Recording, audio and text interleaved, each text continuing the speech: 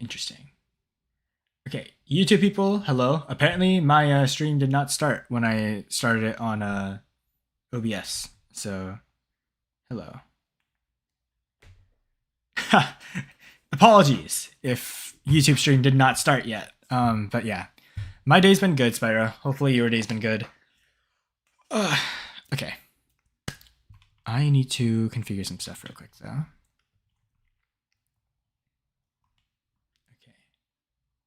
Hopefully, okay. So on Twitch, if you guys want to leave messages in chat, you should go onto Twitch. I obviously will still be reading YouTube chat, but just a heads up, you will be able to see stuff on YouTube. Let's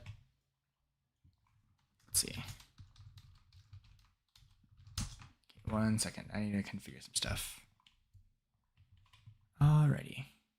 I guess we'll just stick with scuffed BlueStacks visuals for now. In the meantime. But yeah. All right. I'm going to go into pure streamer mode. So you guys will see me go professional for a second here.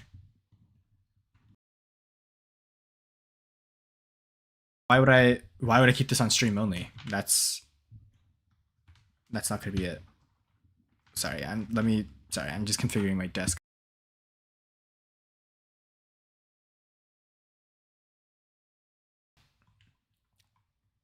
Okay. Testing. Okay, looks like the mic's working again. Sweet. Long before time had a name, the first bitchy semester. Okay. Hello, guys. Okay. Time for me to go to OBS for a second and start this. Hello, Tevisa. Okay.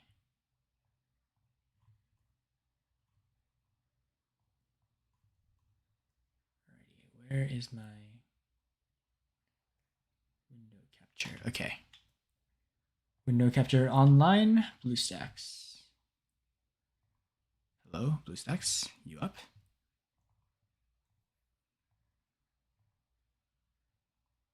Something's not working.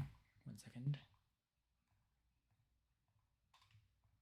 Why is my BlueStacks not getting captured? What? I'm so confused. Let me close it and reopen it. I guess maybe that might fix it. 1 second. Oh my god, it's been so long since I haven't opened BlueStacks, so this might take a second to configure. Okay. It's showing my desktop instead of BlueStacks, so there's clearly an issue somewhere along the line. Sorry, 1 second. Let me configure my camera. I repositioned this thing. Hello? Are you gonna lock onto my face, Mr. Camera, sir? Why? What is it? What is it on Twitch? Is it not the right title? Wait, is it not? Is it not my scheduled stream on Twitch? By the way, I scheduled a stream on Twitch and it. Oh, it's still the Vulcans thing. Okay, I'll change it. Okay, finally, it's about time. Technical difficulties as always. It's not a Yo-Yo Brother stream if there isn't a technical difficulty. Okay. Whoop, stream manager. Let me go change this real quick. Yeah, okay, so for some reason, the scheduled stream just did not work. Okay, interesting.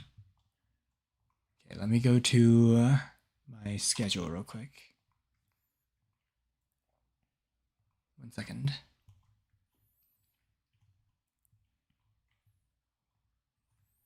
All right, schedule.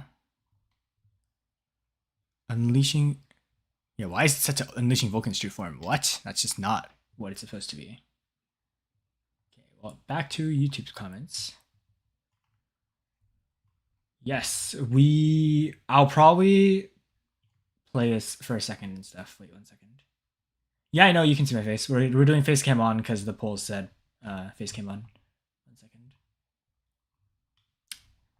Where do I change the name?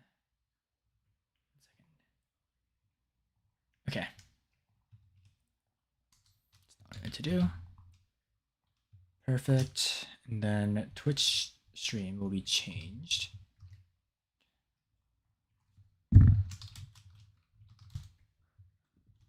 Perfect. Okay, the name should be changed now. Yes.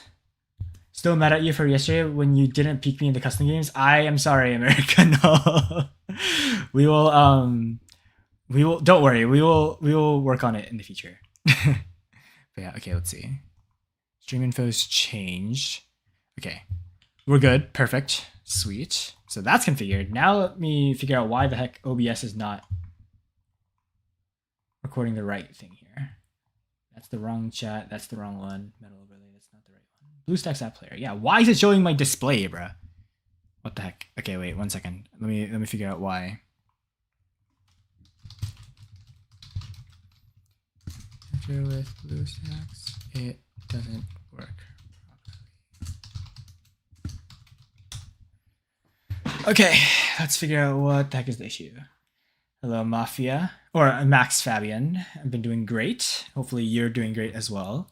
I'm currently working through the final technical difficulties to get our final stuff done, so that we can finally hop on the free-to-play account and showcase what's different. Because heads up, the account itself has not changed, but a lot of things have shifted in the meta, so it's time to finally update our path on what we should do next. Okay, 1 second. Apparently BlueStacks has a issue here. Okay, let's see.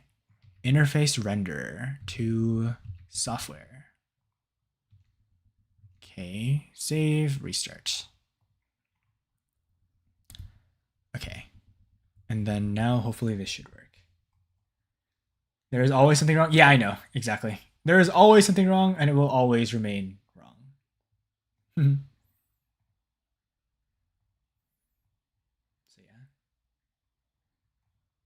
You're gonna get a Vulcan though. That is nice. Yes, that is correct. Well, once we get into stuff, this would be great. Okay. Hopefully this works out now. Let's see. Back to OBS. Perfect! Okay, it's working now. I think.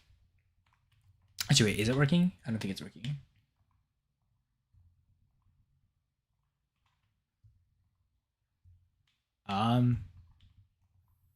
I'm pretty sure the screen is stuck. Why is it stuck again? What? Yeah, let me restart it one more time. Hopefully it actually boots up properly this time. There we go. Yeah, a Yo-Yo but alive can't be alive without something being wrong. That is absolutely true. In fact, I haven't even gotten to the actual bad news yet. Although I guess it's technically good news, but it's also bad news. You guys will figure it out in a second. Wait, pause. Why is it like crashing out when I load into BlueStacks? What? Because like for perspective, this is what it's supposed to look like right now. And this is what shows. So I need to figure out what the heck is wrong. 1 second. Okay. Maybe I need to delete this and re-add a new one. Let's try this again. Window capture. BlueStacks. Okay, that's clearly not the solution that I was looking for. So let's take a look at number 2. Game capture. BlueStacks. Okay. Do I have a... Okay, so BlueStacks does not count as a game. That's good to know. So I have to do a window capture. But BlueStacks window capture freezes on booting up. Oh yes. Let's take a look at why this is the case. What bad news? Wait, what was I saying again earlier? Oh yeah. Wait, actually, I don't remember the bad news. What? I completely blanked on what the bad news is gonna be. Oh, actually, no. Yes. There is a bad news, and it's regarding the giveaway. But like I said, it's also technically good news. So 1 second. Will I make this episode into a full video? Will I make this?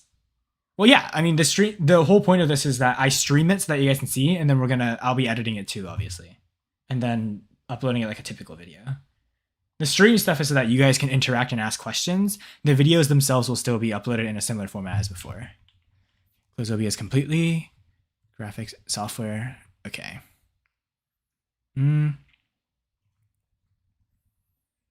Interesting. Wait, pause. Apparently it says I have to restart my OBS. That is bad news. Because that would mean I would have to restart my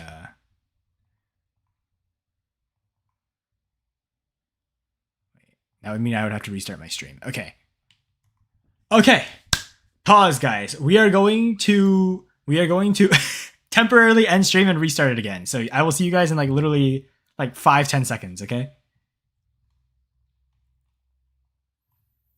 Okay. We're back, I think. I think we're back, hopefully.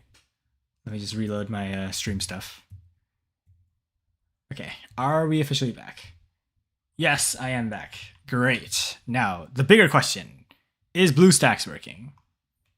I hope it is, because if it isn't, I'm going to be very triggered. Okay. So it's booting up properly. Please tell me the screen stays when I change it. It didn't change. Okay, well that's annoying. That's very annoying. How am I supposed to make this?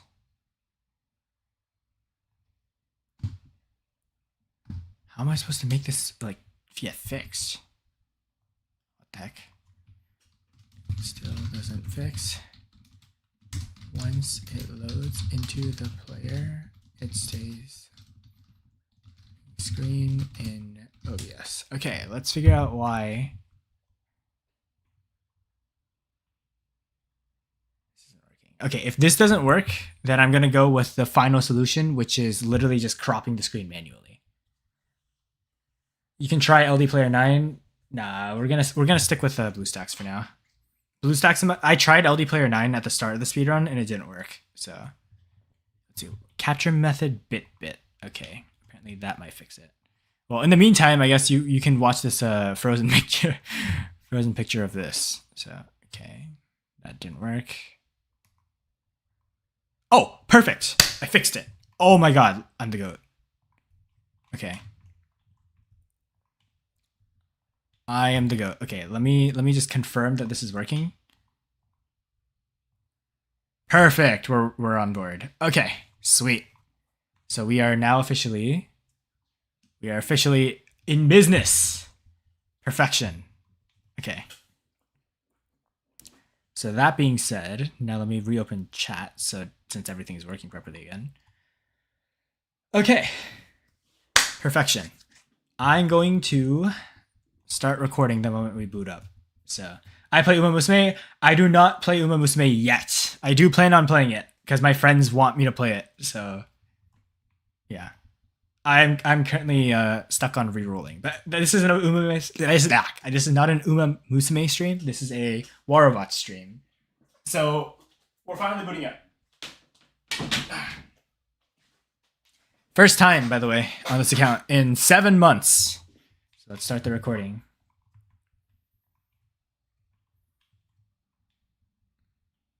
Okay. Oh my god, the game audio is so loud.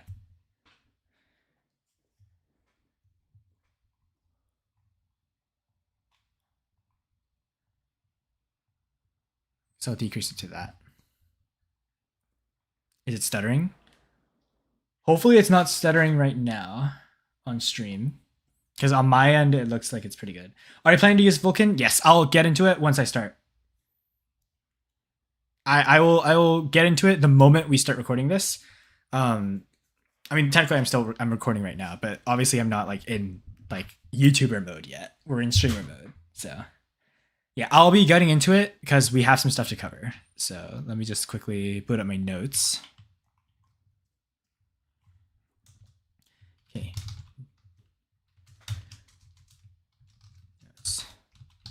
Web shop changes Rule changes.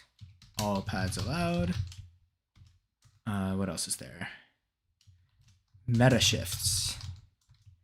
Day counter. Oh, yes, the day counter, actually. That's really important.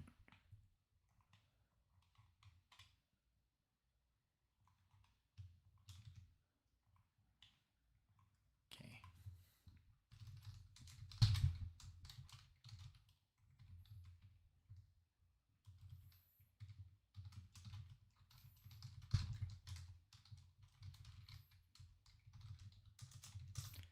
One second. While we're downloading this, yeah, it's going some pretty fast, yeah, since we are downloading. And will you put the mine weapons on the Acho as Teth did get nerfed? We'll see. We'll see. Also, I need to update the day counter stuff. Oh my god. A lot of stuff that we have to get through today, luckily. Which is a good thing for you guys, but it's a bad thing for me, so. Okay, day counter update. Plans moving forward. Okay. I'm going to comment on this in a second. So let me just quickly get the day counter in, and then we will officially start the... Okay, 274.52.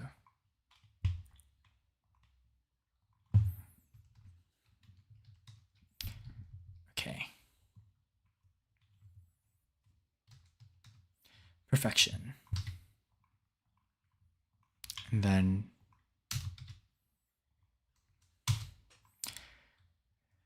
All right, well, here goes. First time in a long time of me saying this. This is going to be fun.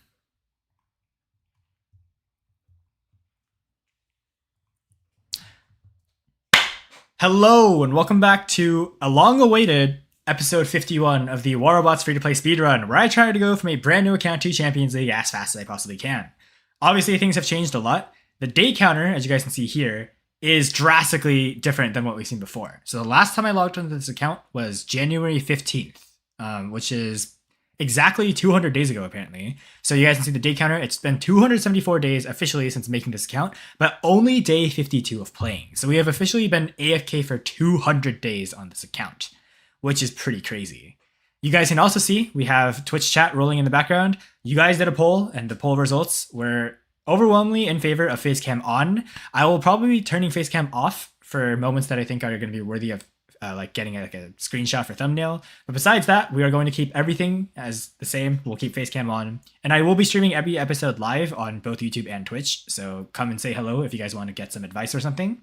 So yeah, everybody in chat, by the way, YouTube chat, unfortunately, because YouTube does not have a good compatibility with streaming, does not have the ability to show chat yet. I'll look into that, but Twitch people are saying hello actively. Say hello if you guys want to. So yeah, updates. This account was in Diamond League when we recorded the last episode, which was episode 50. So obviously a bunch of things have happened. Because we've been gone for 200 days, we've gotten stuff like this. So the operation has ended. So we got 1 million silver for that, apparently. We get flashbanged by a Pathfinder upgrade. So we'll probably keep investing in the Pathfinder. This is something that's really, really big. The black market got completely reworked. So a lot of things have changed. This is one of the things I should comment on right now. The black market has shifted from being the original bronze, silver, and gold chests, so 10, 100, and 1,000 keys, and then the super chest at 9,000 keys. They've completely reworked it. We'll be taking a look at this in a second. One thing I will say, though, is pilots now are incredibly hard to get. This, on the other hand, is the reason why the title of this episode is this title. So for those of you guys who do not know, the Warobots returnee rewards is this, basically. So the way you get this is by never logging into your account for around 30 days minimum. We don't know the exact time frame. That's something I'll probably look into in the future. But for now, all we know is that if you AFK for 35 or 40 days just to be safe, so that means you never open up Warobots, you never log into your account.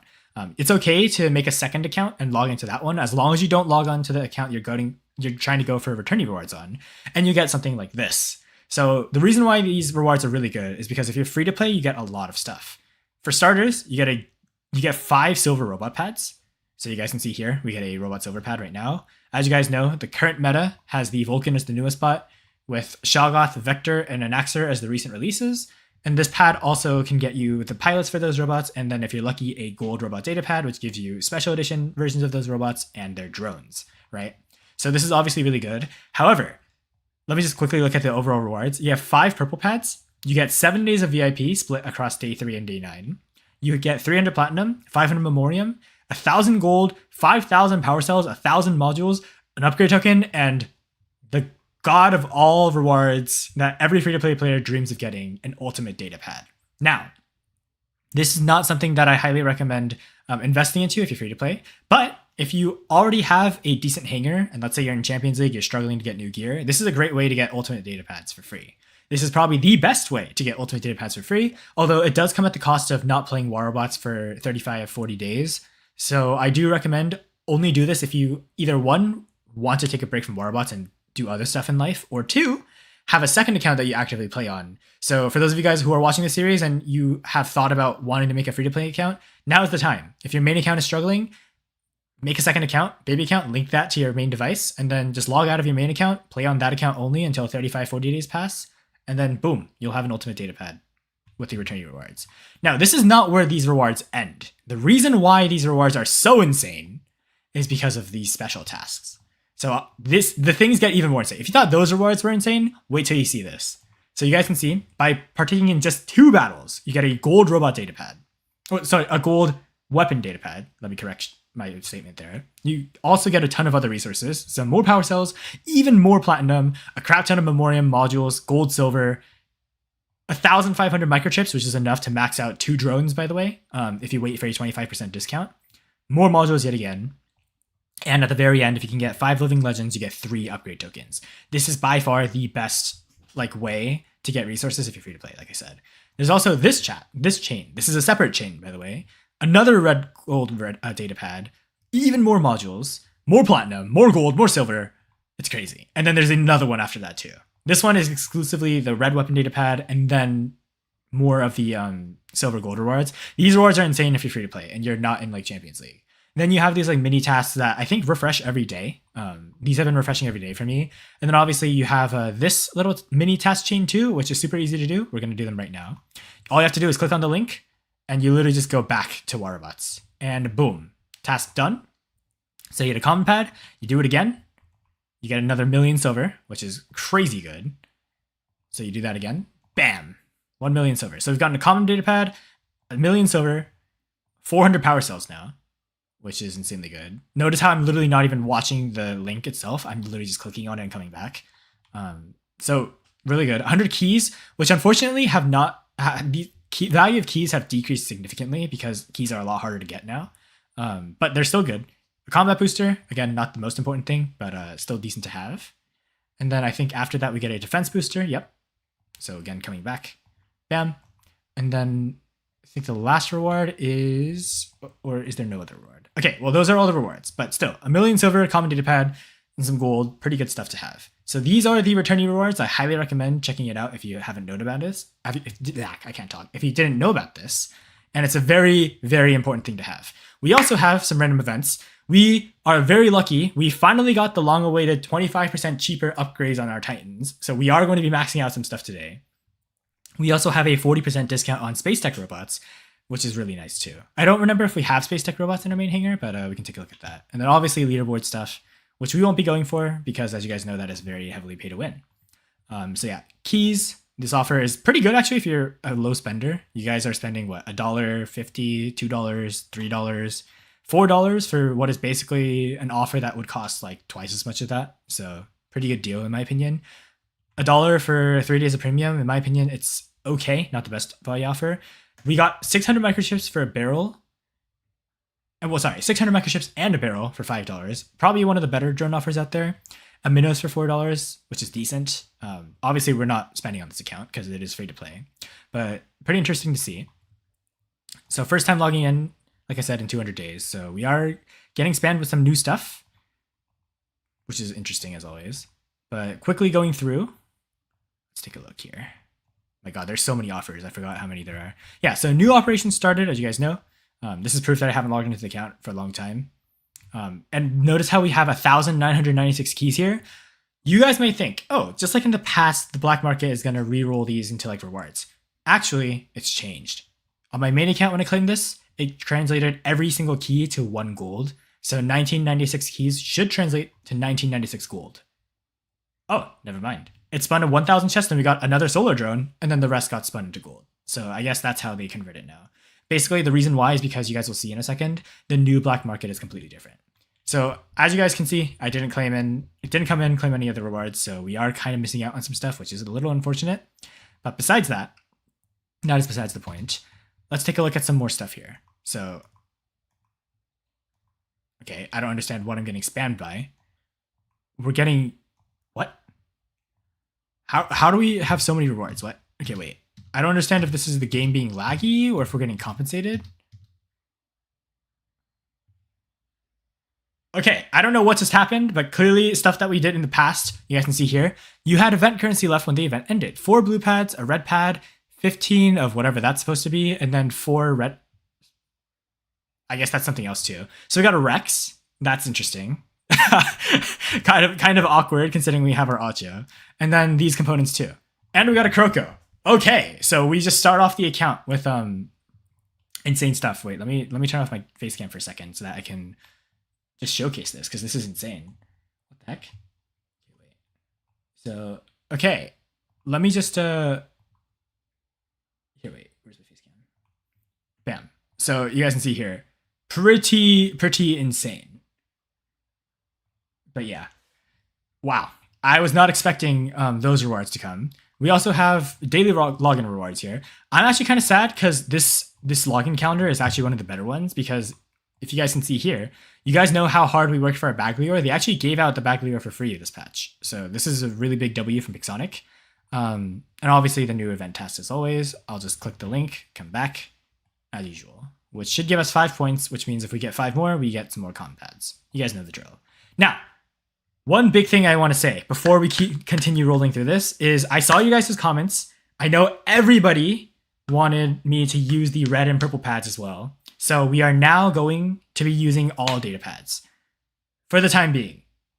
I know a lot of you guys want me to use them. In fact, when I held polls, literally 100% of people wanted me to use the new pads.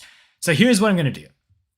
I'll use the new pads, but the moment you guys think, you guys can keep leaving comments and messages in the live streams. If you guys think it's too broken, let me know and I will ban that item temporarily until it goes back into another pad or something.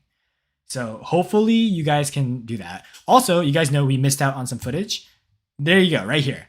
The thorium shipyard. So this is another big change that they did. The web shop no longer offers thorium, but you guys can see I have some thorium hoarded up. This is what we spun on, and this is how we got a maxed out keel. So this is a good shipyard to spin on if you don't have a clan. If you have a clan though, I highly recommend don't spin on that and instead spin on the clan shipyard, which I'll be talking about more in a second too. So real quick, let me just claim all these new rewards because you guys can see all these operation tasks are highlighted in red because obviously I haven't claimed any of this stuff yet, right? I will say real quick, notice our resource haul. Our resource haul right now is looking really good. Not that much memoriam, but a decent amount of modules, power cells, not power chips, microchips, and then we have a lot of platinum and silver, which is going to be really good for us. So we also have these ad rewards, obviously, that we have to work through every day. So those of you guys on stream, unfortunately, you guys won't have the power of editing to just snap away. But yeah, real quick, let me just watch these ads for the web shop because you guys know, if you guys play on PC, I highly recommend using an emulator like I am with the BlueStacks emulator so that you can actually watch ads to speed up your resources. So let me just quickly watch this. All right. Oh, wait. What? I guess it was an instant ad. I was going to talk with you guys for a second here. So yeah. So we'll keep going. All right. And the ad has been watched. So that's another 450 Redeemer components. And this is our current resource haul. Now, one thing I will say, I am very, very bummed we did not get a Nuo. So these Samjock and Nuo components are trash because they will never come back in pads ever again. You guys also can see I have currently way too many Keel components. So we might sell those for silver in the future, or we'll just hoard them because you never know. And then this is the new black market. So obviously you guys saw me talking about this. The season is coming to an end. Spend your keys. Thank you for letting us know. This is how the new black market is. So I'm sure those of you guys who are watching this video in the future know about this already.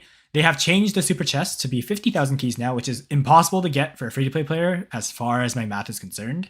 But if you were to open this chest, you could get an ultimate Ares or an ultimate Pulsar. If you want either of those, buying some keys and waiting for a 200% discount 25,000 keys should cost you like less than $10. So you can get an ultimate Pulsar or ultimate Ares for less than $10 if you choose to. That's one of the cheaper ultimates you can get. That aside, they've updated all the chests entirely. So there is no more like super chest that's going to include other bots and titans. Those are now split into separate categories. So you guys can see here, there are 3 permanent chests here, you guys can see. So the first one is the robots chest. This is now going to have a guaranteed robot, just regular editions though, so no special editions. And it also is the chest that has the lucky title in it. So this is going to be the chest that you want to get if you don't have any new robots. Anything you get from this chest, just like the super chest back then, when we were recording in the past, are going to be good for your hangar. Every single bot in here would be a bot that I would welcome into the hangar right now in Diamond League. So this is an insanely good chest. Also, if you're curious, the chance for lucky title is still 0.01%, but all the other bots have an equal chance of 2.78% chance to get, which is really good in my opinion because you can get some really solid stuff from here. For instance, you guys can see the newer bots, Strix, Teth, Leo, Nuo, Samjock even. We have Dux, Baglior, Raptor, Ravager technically could be good. Pathfinder you already know is really good because we've been using it. We've got a bunch of other stuff too. Acho there as well. Point being, this basically has all the robots that aren't in the workshop right now. Except they also have some bots that are in the workshop. You guys can see like Lynx, Crisis, Ophion I think is also in the workshop. And then the emoji is there too. But point being, it's still a really good chest. For only 2,000 keys, a guaranteed robot is really nice considering in the past, you would have to spend, well, with a 200% bonus, you would have to spend 4,000 keys to get a chance of a robot, right? But now you just need 2,000 keys and you get a guaranteed robot of your choice. However, you also have this. So the weapons chest is now separate as well. These are all the regular edition weapons, so no special edition stuff, but you are guaranteed to get a weapon and they include weapons from the recent blue pads. So anything that has now exited the blue pad is now here. And it also includes some workshop weapons too. So in my opinion, this is really nice. They got rid of all the purple weapons, which is a little bit unfortunate. But that's still good because now you're guaranteed to have a pretty much like decent weapon every time you spin the 1,000 chest now. So this, in my opinion, is a really good change from Pixonic. This is probably one of the better chests that you can open. Although I will say the odds of you getting the weapon that you really want is only a 1.56% chance. So do keep in mind your odds are going to be a little low if you're looking for just one weapon in that pool. That aside, this is the chest that excites me the most. So they have also made a separate Titan chest entirely. This chest, in my opinion, you're going to get a lot more Titans than you are weapons. Because as you guys can see here, the Titan pool is approximately like 1/3 of the stuff you can get from the Titan chest. So there's a big chance you're going to get duplicate Titans very often, which is a little bit of a bummer. However, all these Titan weapons are now available as well. So anything, obviously the Veneer Vincier and the Torch weapons, unfortunately, will not be in this pad or in this chest. However, I do believe next update, when the Veneer Vincier exit the Titan pad and instead the new weapons come in, then the Veneer Vincier will eventually come inside this chest as well, which is a really big W because those are decent weapons to have. Obviously, we have one ourselves, so we'd be able to complete the setup. But yeah, 4,000 keys for one spin is a bit of a high price. But as you guys can see, the Titans and the weapons all have an equal chance. You guys can see here. Actually, no, the Titans are only a 2% chance. So maybe it's a little bit lower regardless. But what's that? 1, 2, 3, 4, 5, 6, 7, 8, 9, 10, 11, 12, 13, 14 times 2. So you have a roughly 28% chance. Well, not roughly. 20% chance, roughly 30% chance of getting a Titan from spinning this chest. The other 70%, you're going to get a weapon, which is pretty good. So pretty good chest. The only downside is, again, it is 4,000 keys. So you're basically spinning the same amount of keys you would in the past as you would for a super chest. So you're only going to be able to get 2 or 3 of these chests a month. And that's if you're grinding really hard. Now, this chest, in my opinion, is one of the best ones that you can get. These last 2 chests, as you guys can see here, have a timer on them. They rotate every time those timers hit 0. And this is one of the best chests, in my opinion, because you can get pretty much every single drone in the game. Again, that's not in the data pads right now. So this is insanely good. You can get the Scarabeus drone, which is, in my opinion, still decent if you run physical shield stuff. And also it's decent for EMP bots. Obviously not the best anymore now that Teth has been nerfed really hard. But you have some solid other drones. You have Alpo. You have the Chung drone, which is really good for phase shifters. Unfortunately, it doesn't work on Ravana, but still good for your other phase shift bots if you have them. You have, obviously, the Moderator. The Webby drone is insanely good if you have the Omen Vulcan. The Omen Vulcan can activate the level 12 rust effect constantly because of the built-in penetration. So S tier drone, also really good in general because the damage of this drone is really high. Condor drone, and then everything else as well. Also, we have the brand new debut of Armadillo back again in the free-to-play pool. So Armadillo is now finally free-to-play, which is a huge W because Armadillo, despite what they do in Extermination, where the enemies can mitigate your defense points, Armadillo is still a great drone to have. And on my main account, when I'm clearing stage 4 and 5, if I don't have Armadillo, my account struggles. In fact, even over the signature drones of the recent metabots, I always use a maxed out Armadillo for my Extermination clears. So having Armadillo available to all free-to-play players is an insanely good thing. So obviously, one of the best chests out there right now. Highly recommend spending on it because you only need to spend 1,000 keys for it too. Now, the promo chest is also decent. You guys can see here, this is a mix and match of everything that is currently in theme for that chest. So this promo chest is always changing its theme. Sometimes it's special edition stuff, sometimes it's pilots, sometimes it's like different factions, as you guys can see here. This is the Evil Life Black Market. So the Evil Life Black Market is fun because for 2,000 keys, you can get any of the Evil Life robots currently in the Black Market, on top of the Evil Life weapons, the Evil Life pilots. So it's going to be kind of unfortunate if you spend 2,000 keys and land on a pilot, but luckily for you, these pilots are all decent. So good for that. And if you're really lucky, you can get a discount and you can actually get the Titan stuff and the Titan pilot for 2,000 keys, which is pretty good. Obviously, Chef Broil is only 1,000 keys if you spend it on the pilot shipyard, or the pilot black market chest. So getting Chef Broil is going to be a little bit of a downer, but Chef Broil is still really good for the Atlas regardless. So W gain, if I'd say. And also, you can get the Bifrost for free. You might think this is goated, but actually, I actually differ. I think the Bifrost in this chest is actually one of the weaker rewards you can get because currently in the clan shipyard, you can get the Bifrost for free as long as you get your thorium, which again, we should probably talk about. So you guys can see the web shop if we quickly look at it. So you guys know, oh my God, let's go back to the Waterbots web shop here. So Waterbots web shop. On the internet, you go to this link right here, and it's the first link right here. You can close the other link once you're done, and you'll get redirected to the Waterbots web shop.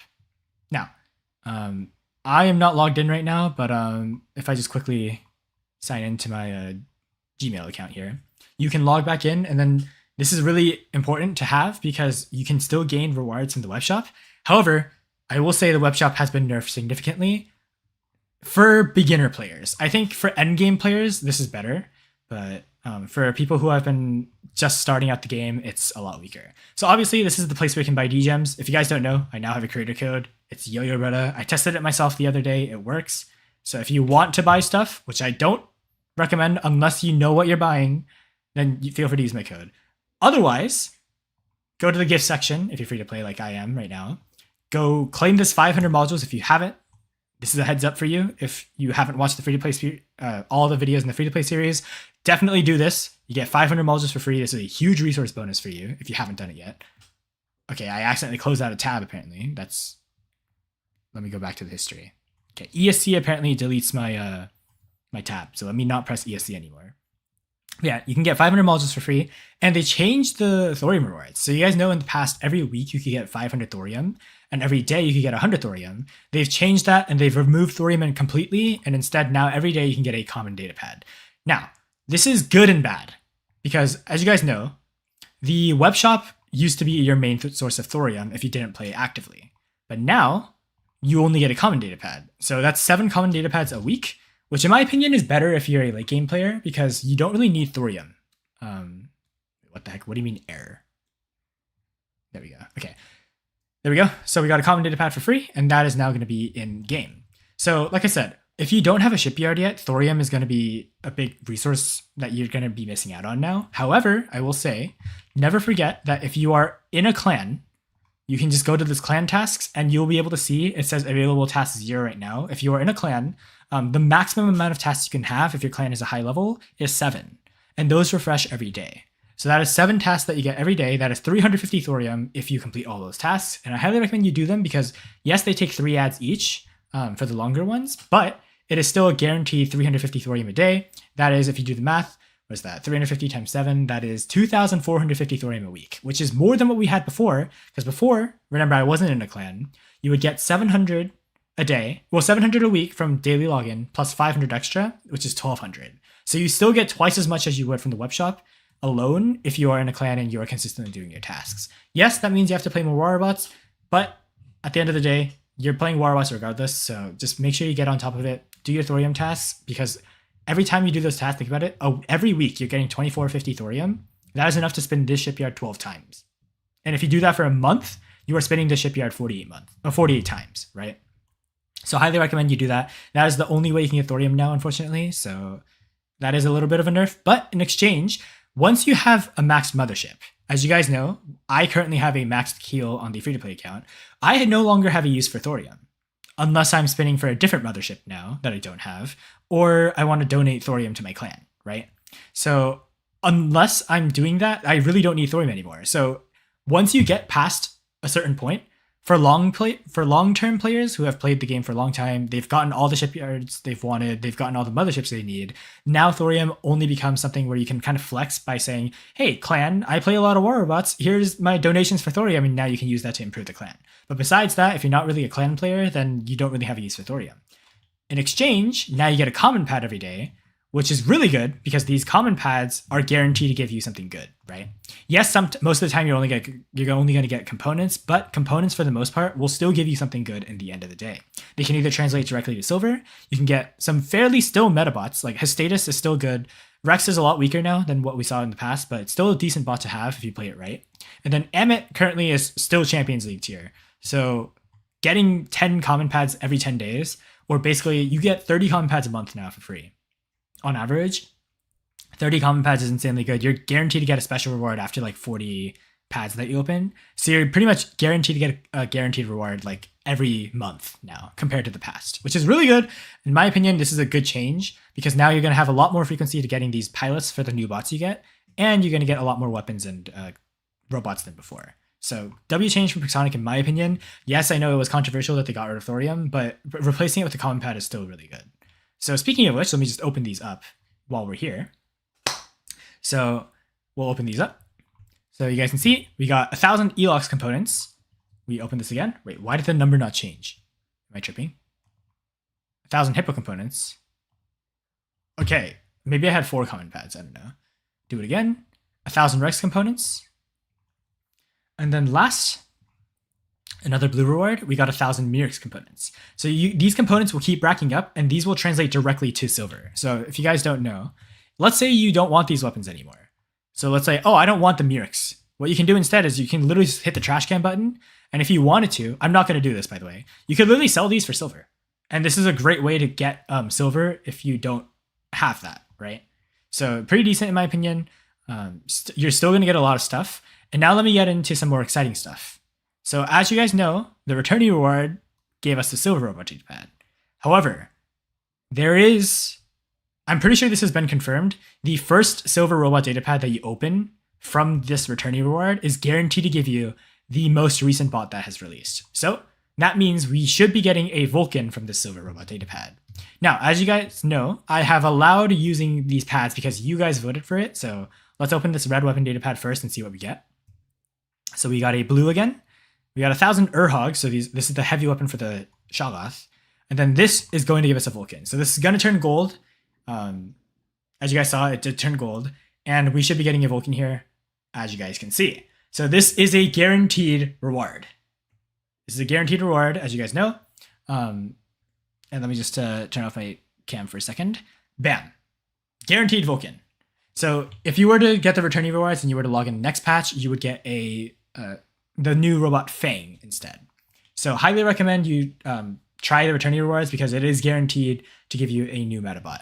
So we have the Vulcan now on the free play account. This is allowed on this account. However, I will warn you, this thing is broken in the lower leagues. Because if you don't know what the Vulcan does, it is basically like Prime Teth. It has a 542,000 health force field on its ability, and has a built-in weapon that deals an insane amount of damage. I will showcase this more while we play it. Vulcan is also a robot that you really want to get to Mark II and Mark III, from my experience. So we'll get into this in a second, but yeah. And by doing so, we also got the Vulcan, which is guaranteed to give us 15 points. So if you do the returnee rewards, you're also guaranteed to get these 10 common pads, which is pretty cool. So we'll just also open up these real quick and see what else we get. I think we are due for a gold reward. Yep, there we go. So let's open up this and see what we get. We got 1,000 Mirix, Another 1,000 Mirix, so that's a Mirix for us. Pylum, Gladius. We got a full Pylum. This is really good. This is the heavy weapon for the Hestatus. We got the Rex Pilot, so that's also decent. We got the Hestatus Pilot. And then more Rex components. I think that means we have another... Yeah, we definitely have another Rex now.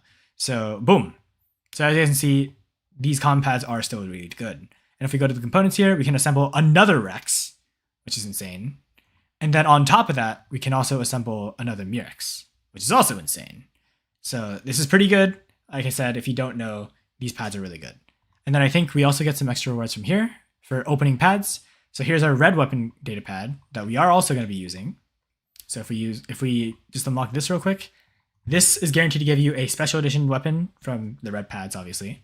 So if we just open this up, let's see what we get. Anything that we get from this is going to be broken. If we can get a Lumen weapon, it's going to be very good because we can pair that. And we did get a Lumen weapon. This is going to be really good because we can pair this with the Vulcan. And this weapon is insanely good if you don't know. They're basically the bendy bullet weapons from the Harpy and Siren, but these are energy guns instead of physical damage. So this is insanely good. This weapon is incredibly strong, and we also, because we opened up one of those pads, we get some more leaderboard rewards too. So like I said, as the title of this video shows, one of the best this is not even one of the best. This is hands down the best free-to-play reward that you can get. All you have to do is AFK from the game for 30 days, which is a little bit of a bummer, but if you can do it, you do get some insane rewards. So another common pad, and then more stuff here too. So we can open that up one more time, which is crazy. So just from this video alone so far, this is the tally of all the stuff we've gotten, which is pretty insane. So, and more Elox components too. So let me just reconfigure our hanger a little bit because we have gotten so much stuff from just the past like couple minutes of opening stuff. So I guess first things first, let me go add stuff to our hangers. So where are we here? So Expert Leo Doc there too. I guess what we'll do is we're going to quickly swap in the new stuff that we got just now. So where are we? So you guys can see we have the Vulcan. This is going to be going in our main hanger because this thing is busted. We can swap out the Griffin here with the Rex. And then I guess we can slap on another Rex in this side hanger too. So I guess we'll keep the Leo because this thing is doing us a lot of stuff right now. And then I will bench the other Leo that's in the game and then put the Rex in here. So our hanger has basically doubled in the bots that we got. So pretty insane. And yeah. So I'll add in the weapons and stuff in a second. Also, because we haven't been for a while, we do have season reset rewards. You guys can see we get some gold every time the season resets. And then obviously they also changed the honor point chests. So you guys can see now you get silver and keys from this, which you didn't get in the past. And in exchange, they have heavily nerfed extermination so that now extermination does not give you silver. You guys can see here, we do not get silver from extermination anymore, which is a big bummer. However, that does mean advancing higher in leagues is an actual incentive now. But the extermination is still good to clear though, don't get me wrong. You still get gold, you get power cells, you get modules, oh, sorry, not modules, you get keys, you still get your 250 platinum every week, which is a huge resource for free-to-play players. And you get 2 Doritos if you can clear stage 4 and 5. So definitely still worth checking out. Extermination is a lot harder than what it was before, but I still recommend doing it every week if you can. And we get 40 microchips from the store today. So make sure you claim that data reward too. And we get an ad for 40 microchips. So let me just quickly watch this because I've never gotten this before and this is insane. Okay. Let's see. What are you maxing for your Titan? We'll see. Depends on what we get. Okay. Next rebalance is going to be in 12.5. Interesting. Yeah. Do the ether upgrades? No. We're upgrading the weapons first. What are your thoughts about the Raptor in the next event marathon? We'll see. I think Raptor's not the best bot to have, but it's still decent. What happens when Metagear gets nerfed as a free-to-play? How should a free-to-play player know what to avoid, or should a free-to-play player always use meta when they get it? For the most part, you should always get meta if you get it. I'd highly recommend getting it now and upgrading it because it will get nerfed in the next coming months. But for the time being, it'll still be good. Are you doing squad games today? I have a baby count. We'll see. Depends on how long this video goes. Because if it goes on for a long time, then I'll probably only play like a solo game today and we'll start squad games tomorrow. Yeah, we'll see. Next. Yeah, and also, by the way, people in streams, you guys are now going to be watching ads. So you get to join me. All right, boom. The ad has been watched. 40 microchips. There we go. So currently our resource haul looks like this. We are now at 544 microchips, which is really good. That is a big haul for people like us. And yeah, this is another thing that I want to say that got changed. The supply center has actually been completely revamped. Now you're guaranteed to get this gold reward every day, and the gold reward is actually really good. It can be 1,000 microchips. It can be an upgrade token. It can be 2,000 keys, as you guys saw there. It could be 10 million silver. There's a lot of different stuff. So you guys can see here, upgrade token, 500 platinum is another one. 1,000 gold is another one. You guys can see 1,000 microchips here as well. 2,000 keys. So yeah, this changes every day. So let's just quickly spin this and see if we can manage to land on 2,000 keys, because that would be pretty sick. You have around an 8% chance to do it. Nope. So the first ad we use instant to skip. This is good. Okay. So first reward. Let's see what we get. 100,000 silver. Okay. Not the best. And also they added this. You now have to have a delay before you can watch the supply center again, which kind of sucks. But yeah, if you're playing on your phone, I don't think the PC version of my Waterbots has this delay. You spin 3 times in exchange for watching no ads. But if you have to watch ads, I think you can only watch one every 5 minutes. So we'll come back to this in a bit. But 100,000 silver for that. And then finally, besides that, what else do we have to look at? I think this is another thing we have to watch now. So let's watch this real quick. We got a Mech Arena ad. This is interesting. The gold reward is guaranteed. No, you're guaranteed to get the gold reward every day, but you're not guaranteed to land on it. Yeah. PC has no ads and no delay. Yes, that's true. And also, the issue is, though, you only spend 3 times compared to 4. So you should roll on the My Games launcher. Yeah, I probably will after this. We'll see. So yeah. This video is not sponsored by King Shot. That's funny. Will I do the 3 times offer wall? No, I will not. No, I will not.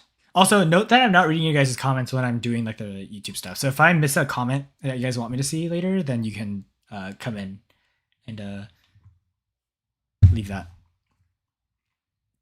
All right, so we got 100 keys from that, and you can watch that once every 12 hours. So it's just like the web shop. Sorry, not the web shop, the workshop, where every time you watch an ad here, you can get it every 12 hours.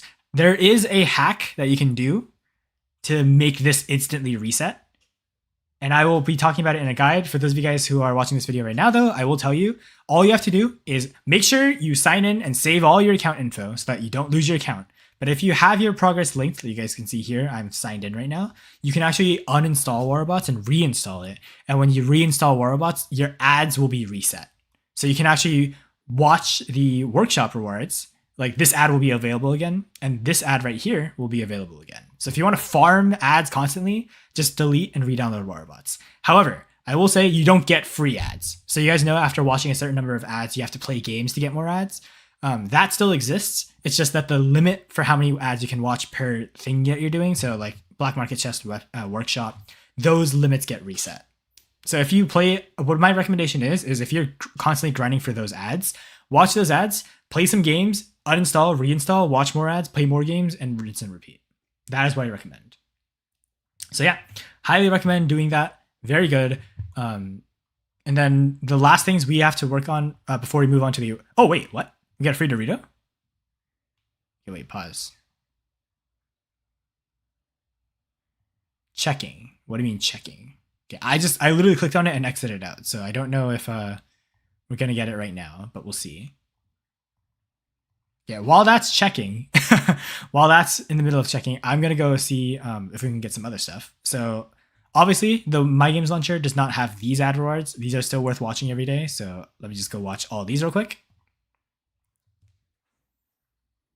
Okay, let's see.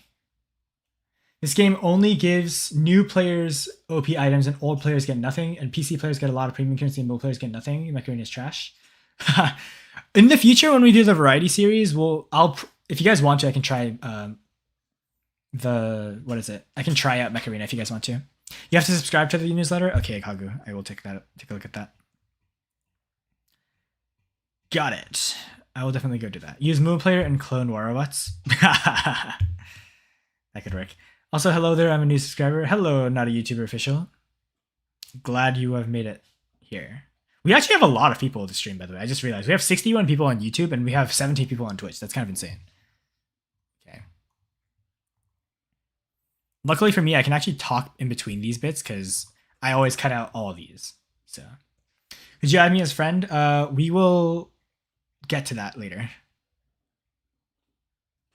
When we do squad games, the way I'll probably do it is I'll friend you guys, and then I think for squad games, for the sake of simplicity, I'll friend you guys and then just play with you guys for that episode, and then I'll have to unfriend you guys so that it's not like my friends list is gonna get full really fast, and I don't want to have I don't want to be like super duper like favoritism, if that makes sense. So I'll keep you friended for that episode, then I'll unfriend you, and if you want to play in the next episode, I'll just refriend you again. So yeah, and don't worry, Morris, I already know. I recognize that. You just completed stage 4 for the first time on Platinum. Congratulations. That is a huge achievement. I am happy for you. I'm on both through YouTube and my phone and Twitch on my iPad. That's funny. Crazy. Please make a clan. Yes, I will probably do that. I will say making a clan costs 1,000 gold, but I'll probably do that. Here. Do I have my baby account? Do you have my baby account added on your account now? I do not yet. I have to go to the friends list and see. I wonder how many people have friend requested this account. Because remember, I haven't played on this account for 7 months. So I guarantee you the friend request list is just going to be like a bunch of people. I guarantee you at minimum there's like 30 people. That's lowballing it. There's probably closer to like 50 to 100. So, we'll see. Somehow I completed stage 5 in Platinum. W. Now, stage 5 Plat is hard. Even I struggle with stage 5 Plat right now. Because my Titan weapons are kind of a subpar. Okay, why is this king shot just so laggy? What? Okay, I guess while I wait. Oh, there we go. Oh my god.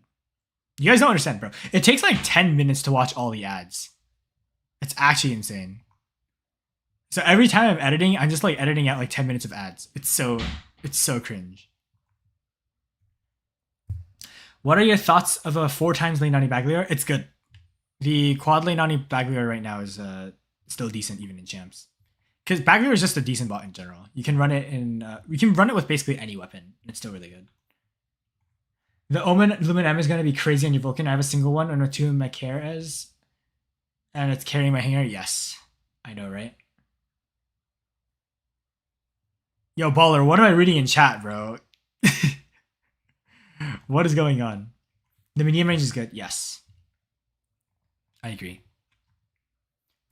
Gameplay first, then ads? No. I always do ads first. There's an order for everything because I play games on the My Games launcher. So I have to do everything here. I know you guys are impatient, but this is why... If you're an impatient person, this is why you watch the video, because the video has no ads. But the actual live stuff, you are stuck with me. You're watching everything with me. So you can struggle just as I am. Bro, what am I reading in YouTube chat, bro? They are like bad. They are bad unless you max them out. For what? Trebuchet? Yes. This series should deserve more recognition. Maybe. I can ask the Pixonic Discord server if they can put my series in game. Like, you know, the news section? They actually ask for people to advocate. Like, they ask people to do stuff like I'm doing. They want people to make like live streams where people stream accounts that are in like the lower leagues. Can you activate channel point rewards? I am not a Twitch affiliate yet. I think they'll be activated in the next like 4 or 5 days. I technically am qualified right now, but they haven't sent me an email. You don't apply. Twitch actually automatically gives you access to affiliate once they recognize that the system tracks you. But system has not tracked me yet, which is why I haven't gotten an email on that. But yeah. Let's see.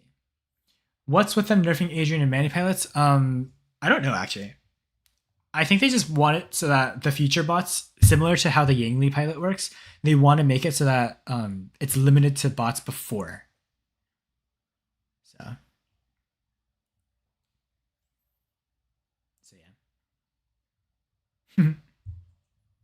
I will say, by the way, I think they made a huge disservice with the Ultimate Raven pilot. I think the Ultimate Raven pilot should have been Lottie Rose. If you guys don't know Lottie Rose, she's the YouTuber who only does she only plays with like the Ravens in Champions League, and she's really good at using the Ravens. So yeah, really unfortunate that they didn't name the pilot after her. But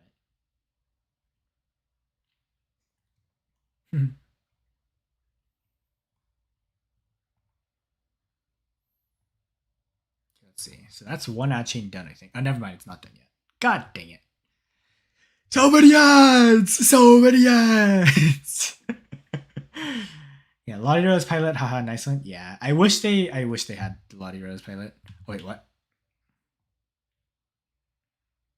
Oh, whatever. We'll leave this be. Warabots rage baiting her? Yeah, they are rage baiting her.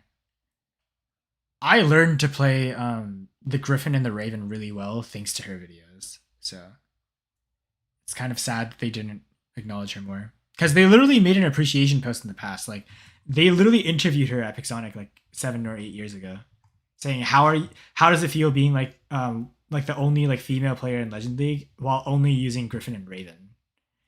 And she gave like an interview. I don't remember where it was. I think it was either in Reddit or on like a separate like the Waterbots like webpage, like the forums, wherever it's called. But I remember reading that because that was so cool. You got a second Shantac, got 2 Shantacs now in your bag, VR. That is crazy. What do you plan on doing with Twitch points from watching the stream? A lot of stuff. Well, first of all, I'm probably gonna do hanger reviews with them, so guaranteed hanger reviews. I'll probably make squads as well, channel points based, because I feel like sometimes it's unfair if I just do only random squad stuff, especially if people like they haven't been selected for squad games for like several episodes in a row. I feel like that's a little unfair. So wait, why the heck is okay? There we go. I was wondering why the ad skip button wasn't showing up. But yeah, if you want a sword unit player, I am here. I got some good weapons on my Prime 1. W. Sword is unobtainable now, by the way. So that's gonna be funny. Okay, so that's one ad chain done. So thankfully, I don't need to go into YouTuber mode just yet. Okay, let's see. Store daily rewards done. Workshop ad done. Let's see. Lab micro ads done. Web shop rewards done. Current supply haul done. Shopping cart ads. Supply center. Okay. All right. I'll have to take a look at that in a second. Free to play experience is just an ad simulator. I agree.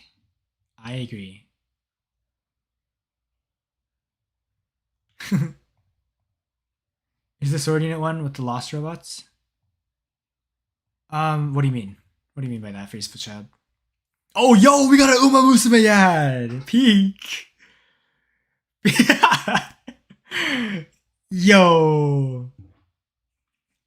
See, this is a good ad. This is a good ad.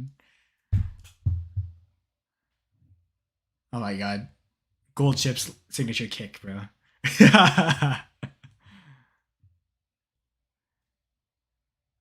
Fun fact, this Uma right there, oh, we got a COD ad too. Wow.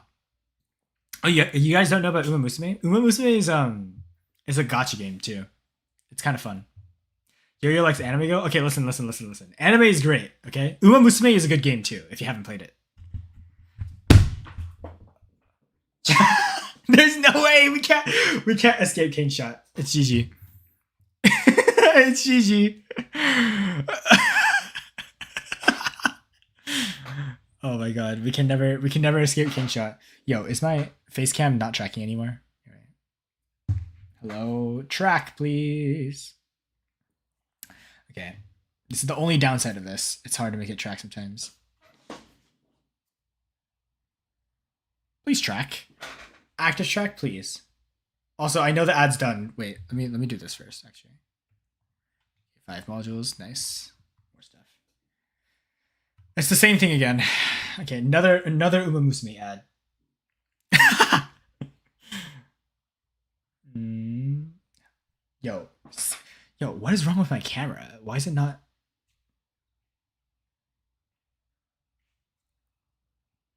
There we go. Okay, I just have to do it fast, I guess. King Shot is a game with no ads. Ah, yes.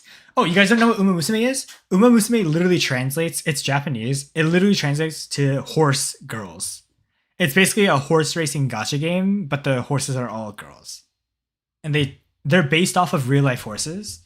But they changed all the horses into girls, basically. That's all it is. It's kind of funny though, I will say. The music is banger. I'm pretty sure it has an anime. And the gameplay loop itself is pretty nice too. It reminds me of one of the games I used to play on Cool Math Games way back in the day. So, yeah. Prefer cowgirls? Oh boy. All right, well, we're going back into YouTuber mode, so... All right, we're going in. All right, ads have been watched. So you guys can see here, once again, we have claimed all of our rewards, as usual. And yeah, again, this offer's still here. We're free to play, so we're not getting it. But yeah, that marks the end of these shopping cart ads, which is what I like to call them, because it's a shopping cart, right? And then back to here. Let me spin this one more... Okay, never mind. I guess that it's not available. But there is one last thing we need to do, which is these daily task ads. But apparently the ads are unavailable right now. So don't know what that's about. Maybe I have to restart Warobots and see if it's working or not. It could just be lagging. All right, I'll be right back. Let me just restart this. Okay, let's see. Typical Warobots. You guys don't understand. When I'm editing, is this going to be a video? Yeah, it is going to be a video. Of course it's going to be a video. Why would it not be a video? This is literally the episode 51 of the speedrun.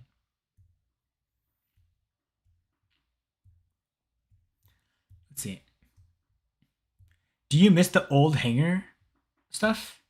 Like what do you mean? Like the old hanger, like the format of the old hanger, or not super sure what that's supposed to mean.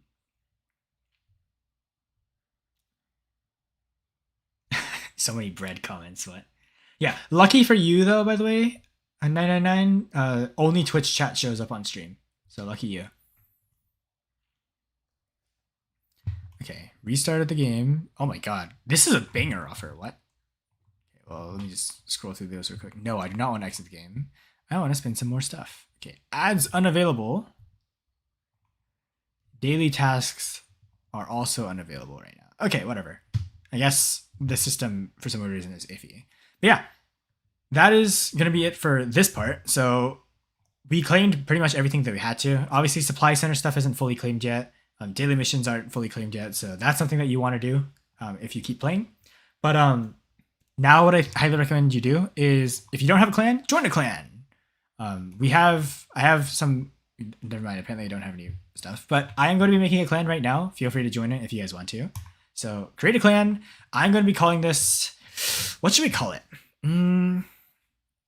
I'll call it the Brutta Hub. Just as the Discord server name is, we'll call it the Brutta Hub. And for the clan tag, we'll call it... Can I do yo-yo? Yes. I'll do yo-yo.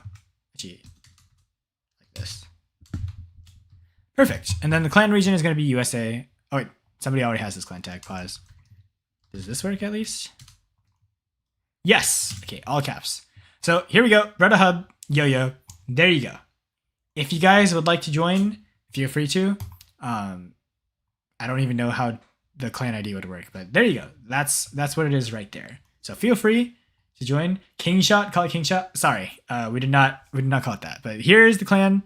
I'm gonna actually donate my thorium. Actually, maybe not yet. But you guys can see here management.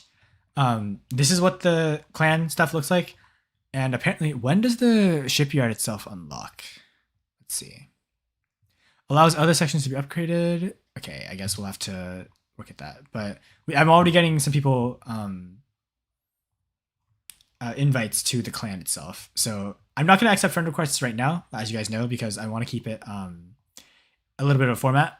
If you guys want to play in the games, I will, like I said, accept you guys as a friend, but do know that at the end of each episode, I will be unfriending you for this account specifically so that the friends list stays empty, because that's actually an issue I have on my main account where my friends list is too full. Yeah, here we go. If you guys want to join, feel free. Apparently there's only 10 slots right now, but as this thing grows, we will have more slots. So I guess for now, let me just donate my thorium because I don't really need it, as you guys know. Highly recommend, by the way, if you guys are in the clan right now, donate.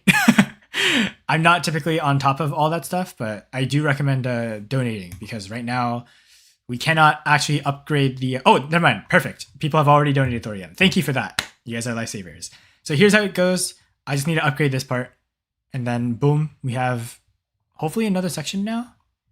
I guess the shipyard itself is not unlocked yet, so let me just quickly do that.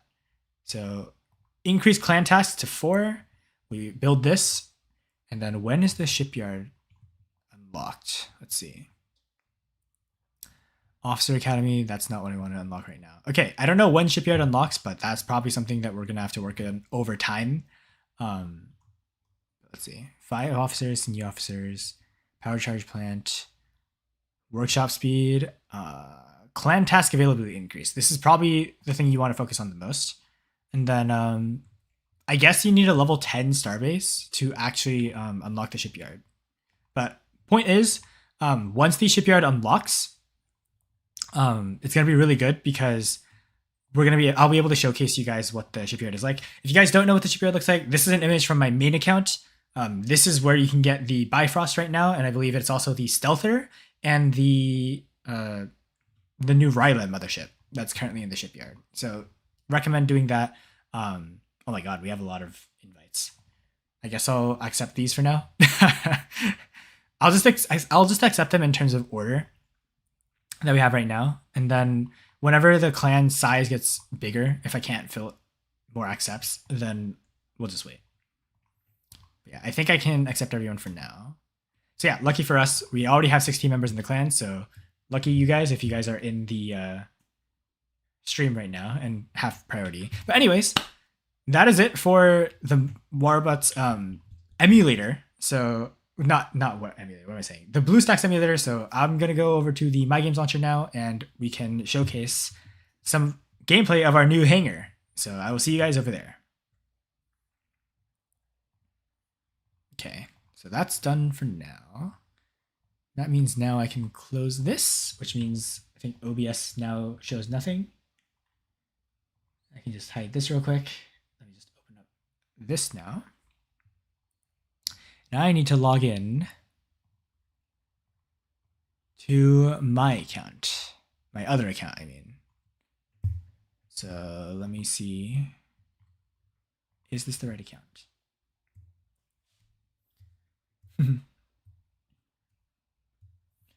Let's see.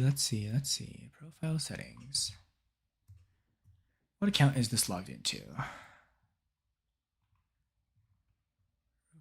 That is the wrong one. Okay, then maybe it's this one. Actually, no, it's probably this one. Let me see.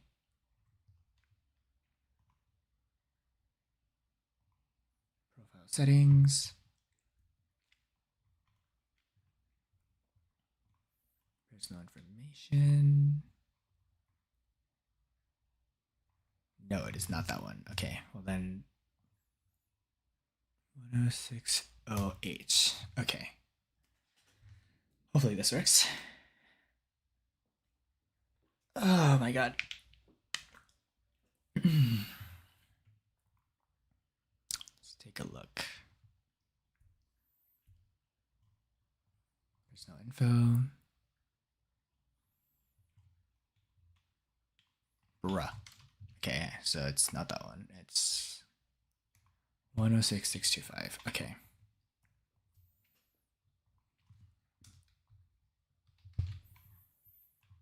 Okay, copy pasta, and then I need this as well.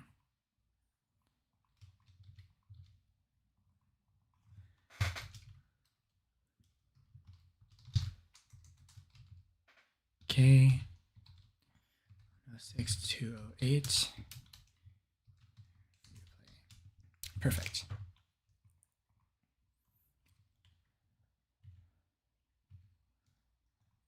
And just checking 1 second. Perfect. All right. 106, 253. Okay. I need to know that so that when I'm swapping between my accounts, we're good. You're fine, Spyro. I'm sure people won't care. Let's see. Hopefully it's starting up now. I think this is going to boot up properly. There we go. Right, now that that's running, let me go back to here.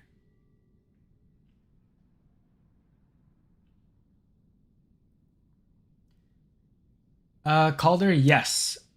Calder. If you're wanting to upgrade your account, that is the best thing you can do.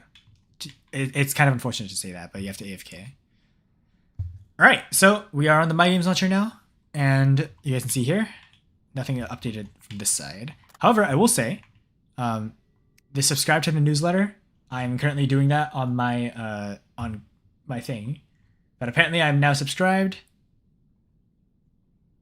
and it should say that I have the reward now. Yes, there we go. So once you subscribe to the newsletter, you get a free upgrade token, which is really nice. I think you can get this every time you get the returning rewards, which is really good. And then, yeah, some other stuff too.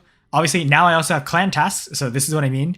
My clan is not high level right now, but you can have up to 7 maximum, and these refresh every day. So notice how before we would get, what is that? 1,200 thorium a week. Now we still get, what is that? 200 thorium a day now, times 7.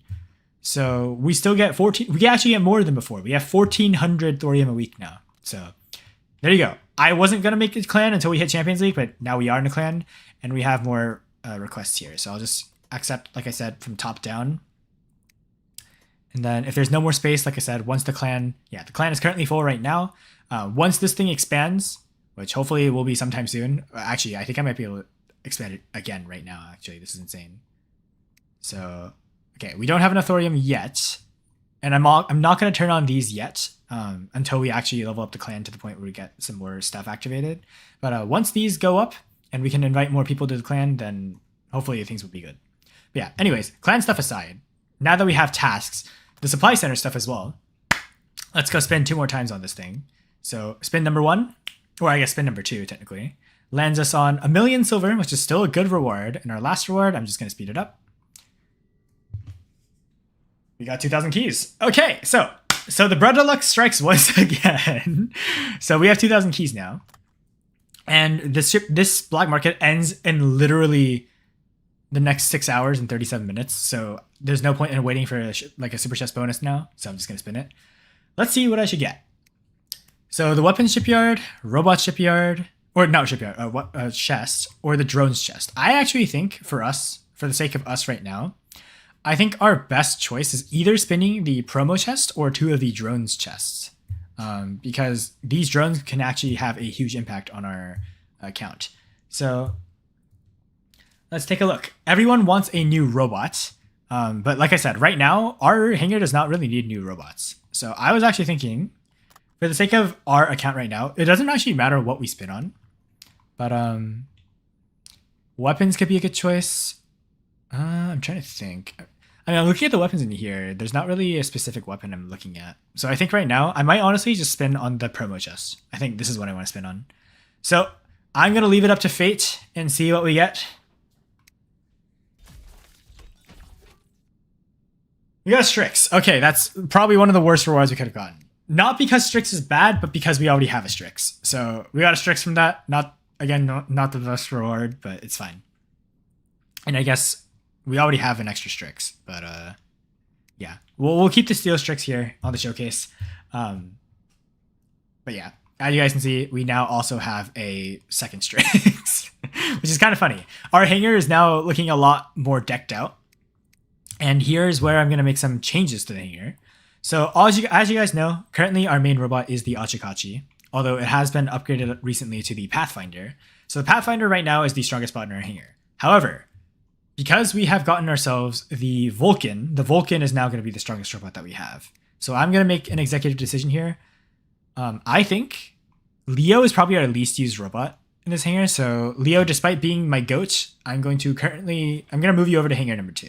We're not delegating you to hangar 4. And then Teth here has been nerfed quite hard, so we are delegating you to hangar 4 and bringing up our Leo. Now, I will say something for those of you guys watching this episode. The ARM weapons are now completely limited edition. These weapons are now no longer obtainable, which is a bit of a bummer, but they are good if you own them. And obviously we're upgrading the bag. We're unlocking more stuff for the Baglio right now. This thing is crazy. We have the Pyloms as well. So low key, we might actually be able to stop making Redeemers and go more for a mid-range setup because we actually have the Pylum. We have 2 Lenanis already. And then we can probably, for the time being, swap in a Subduer or something. And it would be a decent mid-range build. So maybe we pause Redeemer and then we go for something else instead. But I'll still make 4 Redeemers for the time being so that we can still showcase the Baglio Redeemer build. And then besides that, Leech obviously needs more weapons.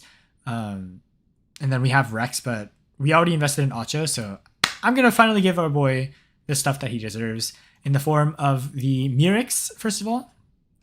Okay, I know that the Blaze Murex looks better, but we already have a level 5 Murex, so that's why I'm putting that on. We will eventually swap them over to the Blaze Murexes because these things look insanely cool. And then as for light weapons, we unfortunately do not have anything else at the moment, but this is still a decent setup. And then for the sake of fun, we got a free solar drone, so we'll have the solar drone here. For the next bot that I'm making the workshop, actually, you know what? That's a good shout. Let's pause the Redeemer for a bit, because we can always come back to this whenever we want. And I'm actually going to go make another robot. So the robot that I want to make for us is either the Lynx, because it's a really good Saboteur bot, or the Loki. And I'm actually going to say, let's go with the Loki first, because Loki is incredibly strong. As a beacon capper, it's probably the best beacon capper in the game right now. Where the heck is Loki? There we go. The Loki is the best beacon capper in the game right now. It is an insanely strong and fun bot. And paired with the Keel, this thing is broken. So, very solid bot. Yes, by the way, Sherney, meta stuff is now allowed on the main account, which brings us back to the Vulcan. We do not have the Vulcan pilot, which is going to make things a little bit rougher for us. However, I do want to put on some weapons here. So first things first, we're going to slap on the weapon. You got to be careful where you slot in weapons when you have only one strong weapon. I'm actually going to put this thing on this slot right here. So I think that slot should be this one. So let's take a look. Wrong. So this slot right here is going to be this weapon right here. So let me just quickly unequip the Omen Lumen and swap it on right here.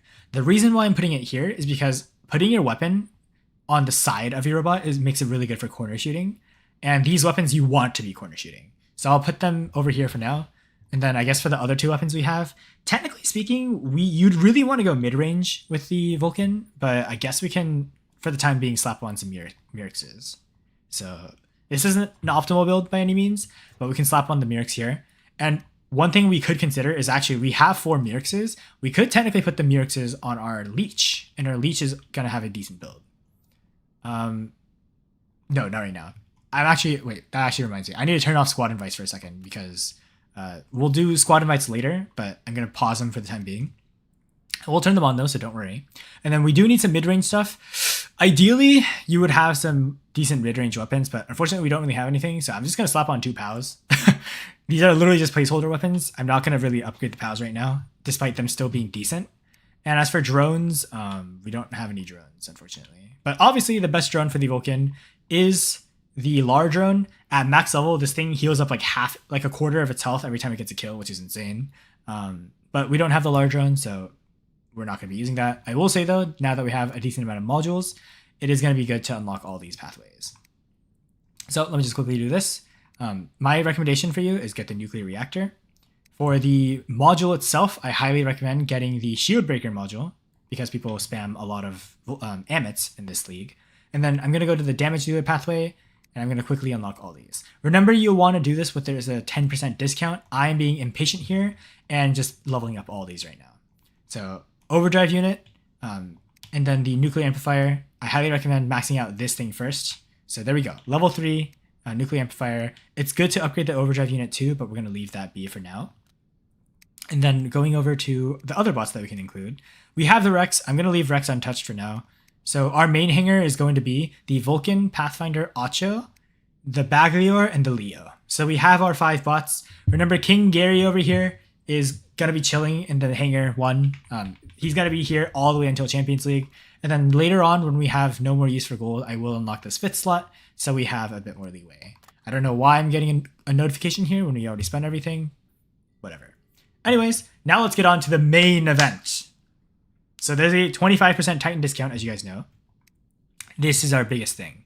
So we have a Moonin, which is not needed anymore, and we have a Chasm, and then for alpha weapons, we have a Void and a Veneer. The first thing I'm doing is I'm going to max this thing to level 25. So you guys saw from the clips how stupid this thing was in the previous episodes. Now we are going to be leveling this thing up all the way to level 25. So for those of you guys who don't know, this defense mitigation is going to be incredibly good for us now. We can bypass last stands, and we're going to be doing an insane amount of damage output. It is going to be stupid how strong we are. Oh. Sorry, I had an alarm ring. So yeah, maxing this out. So notice how it took basically 1,000 platinum to fully max the Veneer. That means we have enough platinum to max out our other weapons as well. So obviously, the Ether does not want to use the Void and Chasm. However, the reason why I said upgrade the weapons first is because, remember, modules make your Titan strong, and weapons make it even stronger. The Titan itself does not need to be leveled up unless you are playing a Brawler or an Attack type Titan later on once you've invested in everything already, right? And currently, the Ether is not actually going to be the main Titan we take to Champions League. In my opinion, I think the best Titan that we've got so far for Champions League is actually going to be the Indra. So I'll probably level up the Indra, assuming we don't get an Atlas or Princeps or some other broken Titan from the feature pads. But for now, I want to invest in a Brawler for Champions League. You want to use a Brawler. I wish we were playing back a couple of months ago when the Bedware was in the login calendar last update. But unfortunately, I wasn't playing then. So we missed out on the Bedware. However, for the time being, the Ether is going to be a really good free-to-play Titan. So remember, order is always alpha first. So now I'm going to max out the Void. This could take a while since I'm literally spam clicking, as you guys can see. So we're leveling it up. The damage output, as you guys can see, has gone up significantly as well. So this weapon's going to hit like a truck now as well. So this thing is going to be insanely strong. However, I will say, while we haven't played on this account for a while, the meta has shifted, as you guys know. So we are going to be fighting against Vulcans, we're going to be fighting against Shoggoths, we're going to be fighting against a lot of Amits as well. So the Ether might die really fast now because the Shoggoth weapons are actually really good at killing Titans. So those Shantak Urhogs, whatever they're called, those weapons are going to be really good at sniping down Ether, so we have to be careful. However, that depletes most of our platinum supply, and I'm not going to actually upgrade the Ether, because while upgrading this might seem like a good idea, I'm actually going to leave it be. Because remember, we want to hoard a platinum. Now that we have 3 weapons maxed out, our next priority is going to start, it's going to be leveling up our Titan, whatever we actually go into, and that's going to take 7,500 platinum with a 25% discount, regardless of what we upgrade. So we're going to be hoarding up for another while. Remember, it took us basically 2 months to get to 3,400 platinum, so we're going to have to wait a bit. But the bright side is, while we did this, we actually got these leaderboard rewards too. So as you guys can see, I spent basically 3,000 platinum, and 3,000 platinum got me 13,000 points. So you spend, I think if you spend 10,000 platinum in total with a 25% discount, you can actually get an ultimate data pad for free. So I highly recommend, if you guys aren't using the returnee rewards, to basically hoard up your platinum until you have 10,000 and then upgrade everything at once whenever there's a Titanic Efforts leaderboard ongoing and a 25% Titan discount, which there typically will be. But enough yap. We are now qualified to test out our hangar. Although, while I say that, I do actually want to slap on some other stuff here too. So for the time being, I'm going to put in Medea here. And there is a specific skill I'm looking for the Vulcan. So I'm going to pray that we get lucky. We did not get it, unfortunately. The skill that you want on the Vulcan. If your Vulcan is low level, Death Survivor is actually an ability that you cannot negotiate.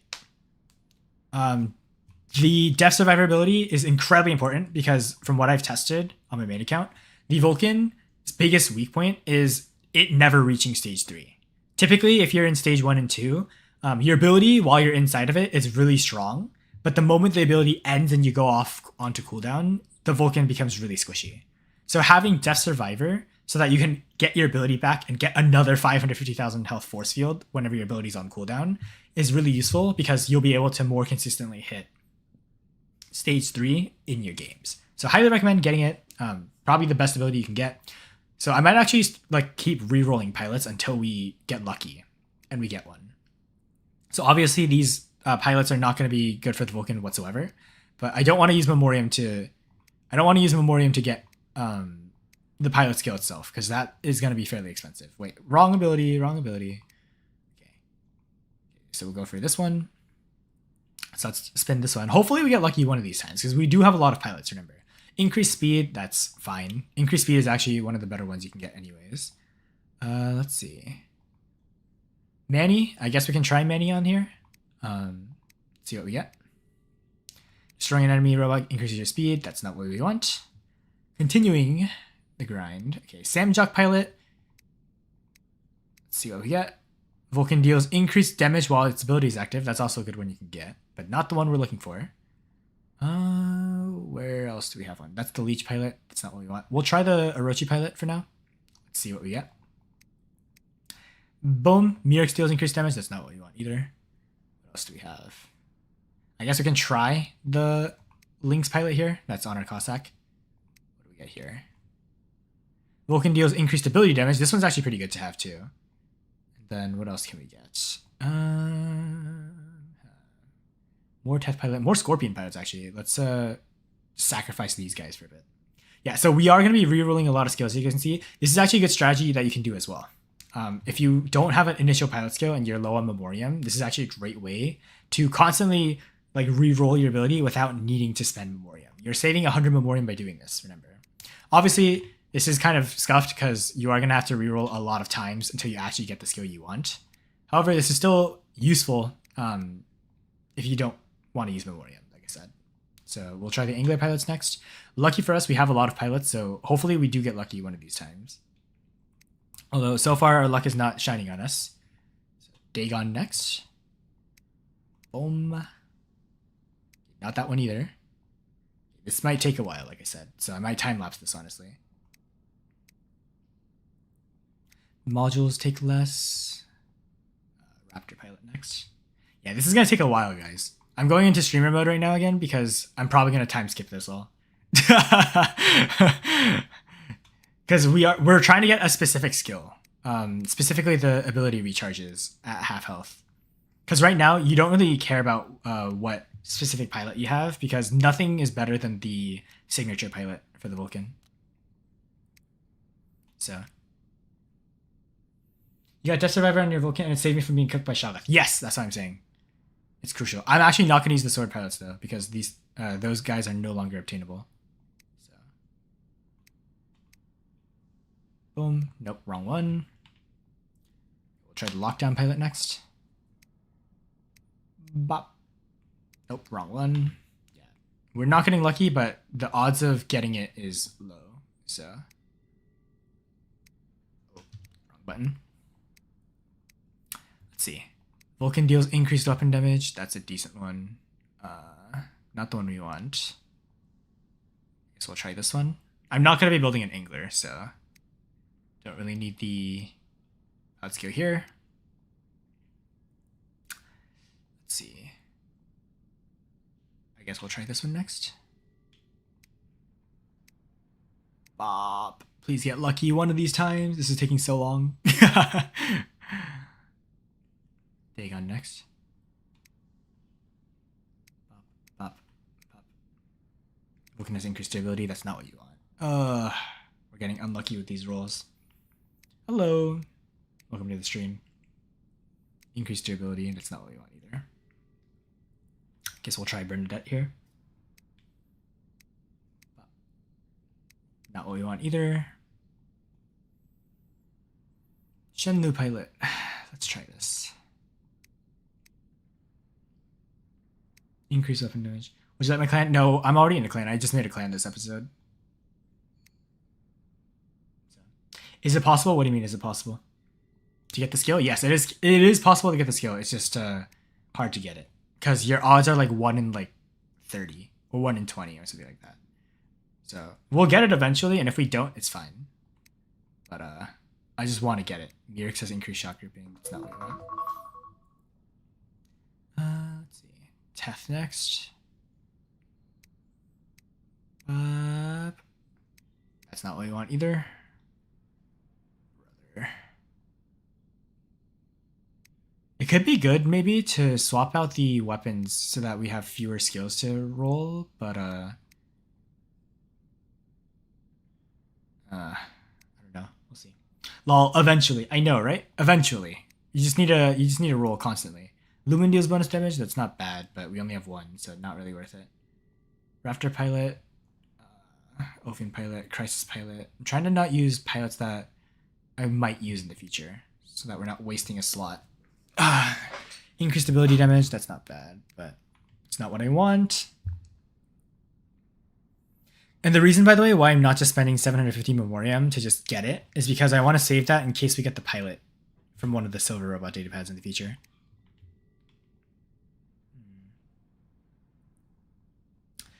We'll try this one. Nope, not that one either. We are getting very unlucky. Hello, Nightfall. Welcome back. New York deals increased damage. Yeah, we're getting very unlucky right now, but it's whatever. Your luck isn't lucking? Well, yeah, I mean, to be fair, my luck has a limit. We did use a lot of luck on what we just spun on, so okay, I guess we'll try Trixie. Just him gambling? Yeah. Typical yo-yo, just doing his gambling. Active modules last longer. What's a good do we have an extra pilot that we can use? Let's see. Crisis pilot? No, we'll keep that in case we build a pilot. Links. Oh, this yeah, we don't need Levy Hickok. You want to use Sadie instead of Levy, so okay, passive healing. Yeah, the 2 skills I'm looking for are passive healing and ability recharge. I guess we'll try 2 on newbie. I don't know what this guy's gonna have, but let's see if he's lucky. Recharge faster? Nope, that's not what you need. Okay, Kiri. I'm probably not gonna build a Kiri, so let's upgrade this. Up. Nope, not what we need. Warren Ozu. Not gonna build an Ares either, so let's see. That's good for extermination, but not what we need. Autopilot. Do we have any other pilots now? I think we might have gone through most of them. Typhon? Okay, let's try Typhon next. I don't need a Typhon on this account.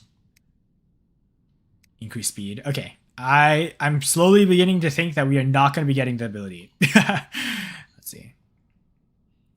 Okay, we need one of those. Let's see. Okay, constantly going through. Okay. I think we've rolled through all of our pilots. Except for the status pilot, but we don't. Okay. We'll try this last one. Yeah. We'll do this last one. He doesn't want to choose the skill. Yes, I don't want to choose the skill because I want to save that in case we get a No, I would have known. It's a purple skill, so I know for sure we didn't get it. Okay, I guess for the time being then we'll just use Manny. We might as well. Okay, as you guys might have seen from that time lapse, we did not end up getting it, which again is reasonable because as you guys can see, the chance of getting it is you have to land not only on these but also on these. So you only have a 1 in like 20, 30 chance of getting it. So sometimes luck doesn't luck. The reason why I'm not manually choosing this for 750 Memoriam, by the way, is because there is a decent chance that if we are lucky, by getting one of the purple data pads, we can actually get the pilot for the Vulcan, Inez Diaz. So the reason why this pilot is good is because your thresholds for the Vulcan are decreased by 25%, which is incredibly useful for the Vulcan. And that is why I don't want to use Memoriam, because as you guys know, Memoriam is the hardest resource to get for free-to-play players. Not because it's hard to get by itself, because as you guys can see, we have more Memoriam than we do modules and microchips. So you guys might be thinking, oh, you get more Memoriam regardless. So isn't it one of the best free-to-play resources? No, because to max out one pilot to level 70, which you need to do if you're going to be in Champions League, it costs around 10,000 Memoriam, like minimum. So keep in mind, 10,000 memoriam is going to take you several months to get. And you have to do that for every single one of your robots. So that's going to take you at least half a year just to build those pilots up. Versus drones and modules, you can get a lot faster because while you get the same amount of memoriam, microchips, and modules, but memoriam is far more expensive because you need much more of it, which is why it's the most expensive free-to-play resource, because while you do get all of them like the same time, the memoriam is the most expensive comparatively. If that makes sense. Again, enough yap. We didn't really get much, so temporarily we're going to put Manny on here because... Oh, never mind. Manny doesn't even work on these. Work on the Vulcan, so we'll swap you out then. I guess we'll go with... what should we go with? I know I had... there's a pilot in here that had increased ability damage, so we'll go with that. Let's take a look. Where are you? Thrill Seeker, not Thrill Seeker. It's whatever we need. 1 second, let's just go through. Raider Gunsmith, nope, not that one. Where are you? Let's take a look. Armor Expert, nope. Adamant Guardian, nope. It might be... Here, wait. Master Gunsmith? Is it this one? Vulcan deals increased weapon damage. I mean, it's not the one, but we'll go with Hugo for now, just for the time being. So, that being said, we are going to now finally hop in some games without delay. So, let us go and start match number 1. I am excited to see what we have. Semitic, by the way, yeah, the whole point of this episode was to catch up on everything we've missed. That's why. All right, so we have dropped in on Abyss. We are on Team Deathmatch, because you guys see there's no beacons.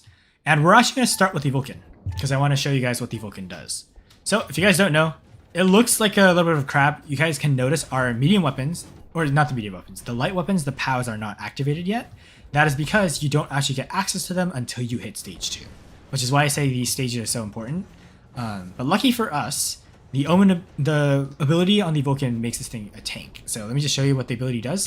Notice how when I press it, it activates the built-in weapon that pops up on its shoulder. The ability itself lasts for 10 seconds, and you guys will notice we also have a force field. The force field, like I said, has 542,000 health. That gets tankier as you increase in stage. And in case you're wondering how you go up in stage, notice how right here on the bar of our ability, there is 2 little like curved crescents. Those indicate how charged you are. So if we do some damage here, you guys will notice that the bar will slowly go up. So you guys can see here, as we dish out damage, as we dish out damage, that bar is slowly going to charge. Unfortunately for us right now, because we do so little damage, we can't actually see the bar going up. Because remember, this is a level 1 Vulcan. Do not forget that. But you guys can see here, even with level 1 weapons, these do an insane amount of damage. So we just got ourselves a kill from this far away. And notice now the ability, you guys can see that meter is slightly charged by around a fourth, right? When that thing hits 50%, we hit stage 2. And you'll see our light weapons will unlock and we'll be able to do a lot of damage. Now, until this thing hits stage 3, you want to play this thing like the Pathfinder. No, you know how our Pathfinder, we play very safe? The same thing goes for the Vulcan. The Vulcan is only really good once it hits stage 3. So you guys can see here, we got a double kill. Notice how we are still not at stage 2 yet. But the advantage of the signature weapons that this thing has is it can curve around walls. So here's his status right here. I'm going to save our ability right now until he can take damage. Now we go. So look at the damage output we're doing. And now notice our light weapons are now unlocked. So you guys will see the POWs will now fire alongside our other weapons. So boom. Okay, I think there's an owl chin up here that we can just kind of lock down and target. Nice. Some guy flying over there. I think that's a jumping Teth. So we'll just wait for that. And we can activate our ability. And yeah. So you guys will see we're doing a lot of damage here. And our charge bar is slowly going up. The Vulcan, like I said, is still weak right now because we need to get to stage 3. So we'll just keep doing damage like this. Sniping the Teth out of the air. Okay. So far, nothing really exciting. And remember, these weapons have 600 meter range. So I can... Oh. Let me shield break this guy and just hit him through the shield. Because the Ophion can charge our meter up by quite a bit. So you guys can see 120,000 damage, just like that. And remember, this is a Mark 1, level 1 Vulcan with level 1 weapons. Double kill. Yeah, you guys can see these weapons curve around the wall. And we can just do an insane amount of damage here. Okay, I think that's a Baglio over there. Okay, there's an Anaxer up here. I don't want to charge too deep into the enemy spawn. Also, if you guys are wondering why I'm not using the Keel right now, it's because I'm saving it for their Titan. Because they will drop a Titan eventually. Okay, just covering around the wall, trying to hit that guy. Thankfully, these guys don't have Mark II Shoggoth weapons, otherwise we would be dead really fast here. But yeah, you guys can see here, doing a lot of damage. Our force field is actually saving us right now, as you guys can see. And boom, we got another kill, despite only being level 1. And notice how outside of our ability, we are very weak. You guys can see we are taking a lot of damage. But the advantage that this thing has, like I said, is we just need to get to stage 3. And then this thing will become pretty much unkillable. So we also don't have healing right now, which is kind of unfortunate. But here, let me just see if I can get ourselves to stage 3 somehow. I don't think we'll be able to make it because we only have 300 health left. So I don't think we'll be able to showcase it yet. But point being, this thing, you want to play it safe constantly. We don't have any built-in healing either, so it might actually have been wise to use the healing module on this thing. But we'll see if we can curve around, do a little bit of damage here. Which, unfortunately, we aren't able to. But that's fine. They added Dune with the Curie. I think we have our Ether charged up, so time to showcase to you what the power of max level Titan weapons can do. And also, they added voice lines for Yangli, which I think is pretty cool. You just heard him talk. Yeah, this is going to be a maxed Veneer, and then a maxed Chasm and Void. So we'll wait for a second, get a little bit closer, and watch the firepower now. Look at the damage output. Okay, we don't have any nuke amps charged up, by the way, right now. And, oh my god, we're overheating a little bit, but boom, pretty free. The Veneer did get nerfed quite a bit from the last time we did the series. However, look at the damage output. Okay, this guy's unfortunately gonna go down really fast. Okay, we can't hit him right now, but yeah, just like that. Titan Slayer on a Bedwear that we looked at for like 2 seconds. Sniping this guy from this far away. That's a Vector over there, so we gotta keep our distance a little bit. But even from here, you guys can see the damage output we're doing, pretty high. Okay, and then I just need to reload now. I do want to try and get the kill. Unfortunately, we don't. Yeah, you have to manage the overheating a lot better now on the Veneer. But besides that, like, this thing just cooks. So even from here, you guys can see damage output. This poor Rex just melts from halfway across the map. So, bop, double kill. We do the same thing here. We wait a bit. Right, this guy triple kill. He has the Ravager over there. Let's see if these guys drop some Titans. Okay. No Titan yet, but they do have Shoggoth over there. Let me just laser this guy down. And look at that. Holy moly. Okay, we wait a little bit. Then we start firing again. Okay, wait a little bit more. Fly up. Should be able to shoot over cover now. And the poor Shoggoth just goes down. This guy too, I don't know what he's in, but we can just melt him too. Okay. We got an assist, because unfortunately we are on cooldown. They have a kid here. Oh my god, the Princeps over there. I think it's going to knock him off the edge. But you guys can see. Oh my god, we're taking a lot of damage from that guy. But poor dude just got launched off the edge. I'm going to just keel this guy. Don't know what he's in, but he's just going to go down. Because as you guys can see, keel does a ridiculous amount of damage. And then we wait a second here. This guy just self-destructs because he realized there's no hope. And then, yeah, I think we just win the game. Just like that. 54 nuke amp stacks, by the way. We didn't upgrade any of our modules. We just upgraded our weapons. I'm going to wait for this guy's spawn immunity to go away. And then let's go. Boom, boom. 2-shot. 2-shot. This is why you want to upgrade your Titan weapons. There's no point in upgrading your Titan if you get 2-shot by maxed out Titan weapons. So, pretty free. Absolute cinema.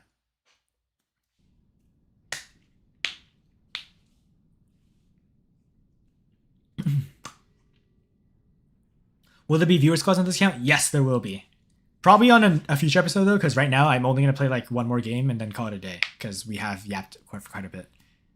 Okay, as you guys can see, we are first place on the team, despite not really doing much.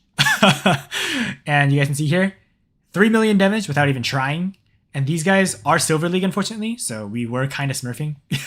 And I think right now, how many trophies do we have? We only have 1570 trophies. Oh boy, we deranked because we haven't been playing for so long. So we are technically trophy-wise in Silver League. That's not good. So we could be reported for tanking technically. Quick chat, by the way, by my viewers on stream, so W. But yeah, that's actually really bad because that means our progress has actually been reset by a very large amount. So you guys can see 150 thorium still, which is more than we got before. So still really good. We completed one daily task. I guess we'll finish these other two as well. And in the meantime, let's upgrade some of our stuff because we haven't started upgrading the Vulcan yet. So as you guys saw, the Vulcan is very strong. But the reason why it's strong is because of the weapon and stuff, right? So I think the priorities for now is I'm going to upgrade the Lumen and the Vulcan simultaneously. I'll get the weapon up to level 10 and then Mark II the Vulcan, then get the weapon up to level 12 as well.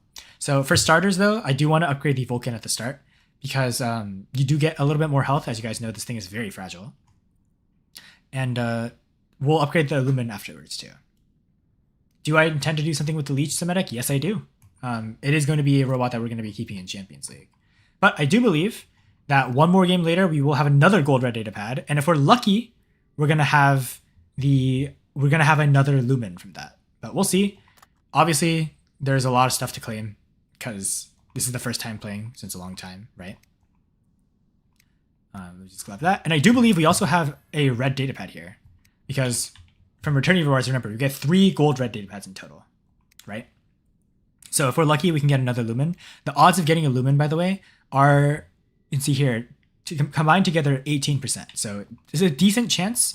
Let's see what we get, because I am curious. Gold reward, as always, because it's a gold red data pad. And we got a Blaze Celsius. Okay, this is actually really good.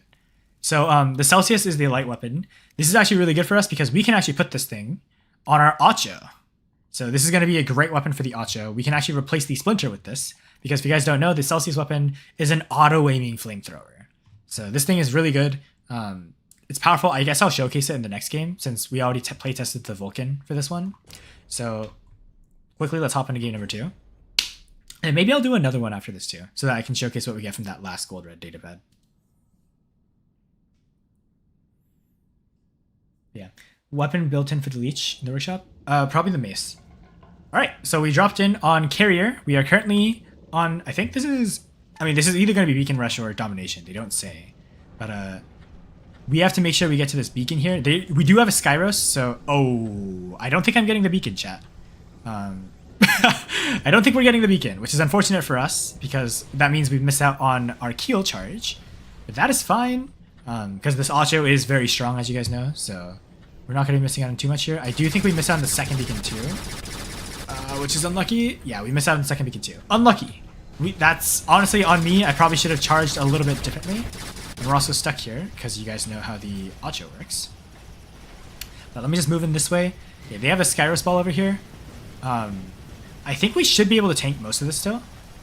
Because we are pretty strong. Remember, this is a Mark II Acho.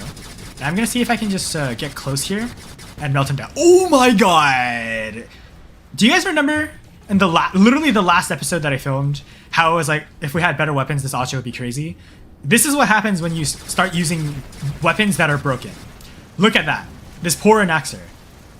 We were limiting ourselves to using the Orkans all the way up till now. And now that we've allowed using these new weapons, this Acho is cooking, as you guys can see. Okay, there's a Vector over here. I'm actually going to Keel it right away. So Keel alone should be able to kill this thing, as you guys can see. Keel is incredibly stupid in the lower leagues because no one knows how to counter it. Because it just deals 210,000 damage. It's absolutely absurd. Yeah, I'm actually gonna see if I can hit this Amit a little bit. Yeah, there's a Vector over here fighting us. That's fine. We can actually knock him away, as you guys can see. And we're doing some decent damage to him too. We should probably get down here because I don't want to fight these guys while our weapons are, while we're out of our ability. There's a lot of Vectors over here. That's fine. Maybe I attack. Oh wait, actually it's not fine. Oh, we're just dead. Okay, let's see what their investments are. Level 6 Teth with Hippos and Leodares, that's fine. We'll drop in our... Oh, I dropped a little close. Like I said, you want to play this thing a little bit back, because this thing is weak at level 1. So we'll just play it safe for the time being. I'm going to see if I can maybe hit this Rex across the wall while we wait. Okay, so 20,000 damage-ish, which is decent, but now we have to wait, essentially, until our ability is back online, because otherwise we are just going to die. Oh my god, we just teleported right in front of this Vulcan. That's bad. I don't want to be here. Okay. W. Okay. I think we're fine now. We just need to try and get into cover because we are exposed in the open. Let me disable 4 and 5 so we're just shooting the Lumen weapon now. You guys can see here, this weapon curves around walls, as you guys can see.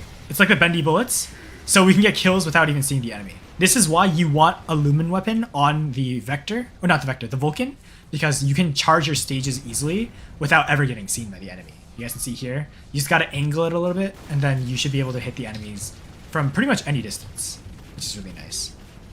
Okay, let's activate the ability so we can hit this guy.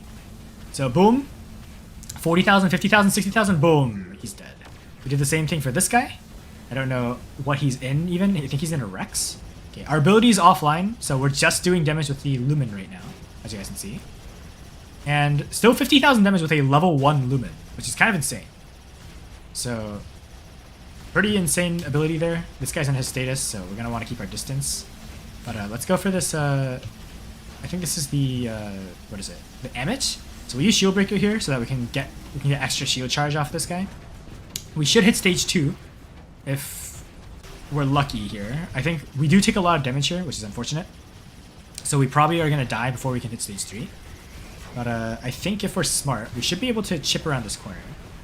Let's take a look at this. So boom. Doing some free damage on this guy without ever being seen. This weapon is so stupid, by the way, as you guys can see.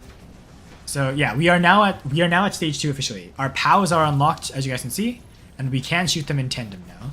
I'm gonna wait for this guy to charge at us because he is overextending by doing this. And then maybe if I activate my ability, I should be able to curve around the corner and hit him. Okay, let's actually target this guy because we're not actually hitting him. Hopefully we can get to this guy. Okay, my teammate ends up taking him out. That's kind of crazy. Let's see. Can we dish out some extra damage here? Oh, I think we're dead. Yeah, this status is going to kill us, which is unlucky. But that means we can now drop into our ether again, which is good. By the way, right now the Vulcan looks weak, but trust me, once that thing gets to Mark 2, we're going to be dominating with that thing. So here's a Rook over here, this poor guy. Just 200,000 damage from this distance, by the way, and we're going to kill him. He's in a low-level Rook, I can tell already. This kill is going to one-shot the Rook, pretty much. 1, 2, and then it's not going to fully kill it, so 3, and then we can just one-shot him from here. And then this guy's in a regular Kid. Poor guy is also just dead. And then, yeah, more stuff over here, which we can just shoot into. And, they don't really have anything they can do about it, because our Titan is just so absurdly strong, as you guys can see. So yeah, this is why you want to max out your weapons first. Look at this Amit. Boom, 2-shot. So this guy's in the his status again. We'll keep hitting this guy. And then, boom, Vice is gone. I'm gonna pop my mothership on this guy. I don't know what he's in, but oh, he's in a Vulcan. Perfect. Our test subject, and then this guy drops a Princeps. I actually want to back up because Princeps is actually strong, and I don't know what level Princeps he's in. Oh, there he goes. 1, 2, 3. Bye bye, Princeps. Yeah, like I said, Princeps is only strong if it's max level, so level 1 Princeps is gonna go down really, really, really fast, especially because our ether has maxed weapons, as you guys see. Smart Bedroll players will not die. Yes, that is correct. Necro. Or Adanichira. You only clicked the Bedroll because you were playing it? What? I don't understand. Sorry, I wasn't reading stream. But anyways, we got second place on team because, like I said, this is a little bit of a weak setup right now. We did do pretty dominantly though. Let's take a look at what people have right now. So Princeps with the Torch Furnace, or just 2 Furnace right now. And then over here, let's see the enemy guys. So this is the Princeps we were fighting with the Veneer Vincier. Like I said, level 1 stuff, and notice he's not got the right modules on. He does not have the right modules, which is why his Princeps is weak. If this was a high level Princeps, this thing would kill us easily. But because everyone has low level items right now, we just can easily sweep the entire enemy team, without even trying that hard. So you guys can see 3.3 million damage when everyone else in the lobby is not even doing a million, pretty much. Very insane. And we do have access to the gold datapad now as well. So yeah, that's pretty good. We're upgrading a robot right now, so we're going to get that. Event tasks, we get 50 modules for destroying enemies. Let's see what we get from here. Our last gold rare datapad from the Returnity rewards. Hopefully we can get another Lumen, or if not, I want a Machiara. Oh, we got the Fahrenheit. Oh. Okay. Okay, that's another weapon for our Acho, I guess. That's pretty good. This is actually really interesting because what do we even swap out? I guess we'll swap out the Blaze Murex for now and swap in the Blaze Fahrenheit. So yeah, now we have a half flamethrower setup. This thing is gonna be very strong. Yeah.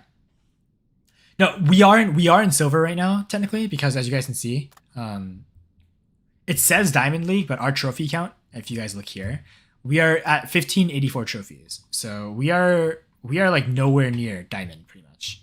You guys can see. 1584, the next guy above us is 2087. So we are like 400 trophies below where we should be, but we should go up really fast because as you guys see, our hanger is stupidly strong. But mark my words, this is still going to be absolutely insane even then. But let me just showcase one more game and then we'll call it a game. We'll call it a day. Sorry. But yeah, on to our final game of the day. And also, by the way, I am going to be streaming pretty frequently, so don't worry about that. All right, we're dropped in on Valley. We're in another TDM, so we're probably going to start with the Vulcan. Like I said, the Vulcan, you want to stack up your stages without getting hit. So dropping it, ideally, I think if you're in the higher leagues, you should drop this as your second robot because you're going to get hit really hard. By specifically players who are playing Vulcan, because Vulcan players tend to rush into your spawn ASAP. So you only really want to play the Vulcan, the Vulcan. Once you're confident that vectors aren't spawning into your home spawn, essentially. Let's deactivate our Murexes real quick. Okay. There's the Hawk here. Okay, let's quickly shield break this guy. And hopefully dish out some damage against him. I think he is in a... That looks like a Jaeger, from what I can see. Let's back up here because our force field is offline. I don't want to get hit by these Smite Discipline weapons because they do hit like a little bit of a truck. I don't know how he just jumped there. That's kind of insane.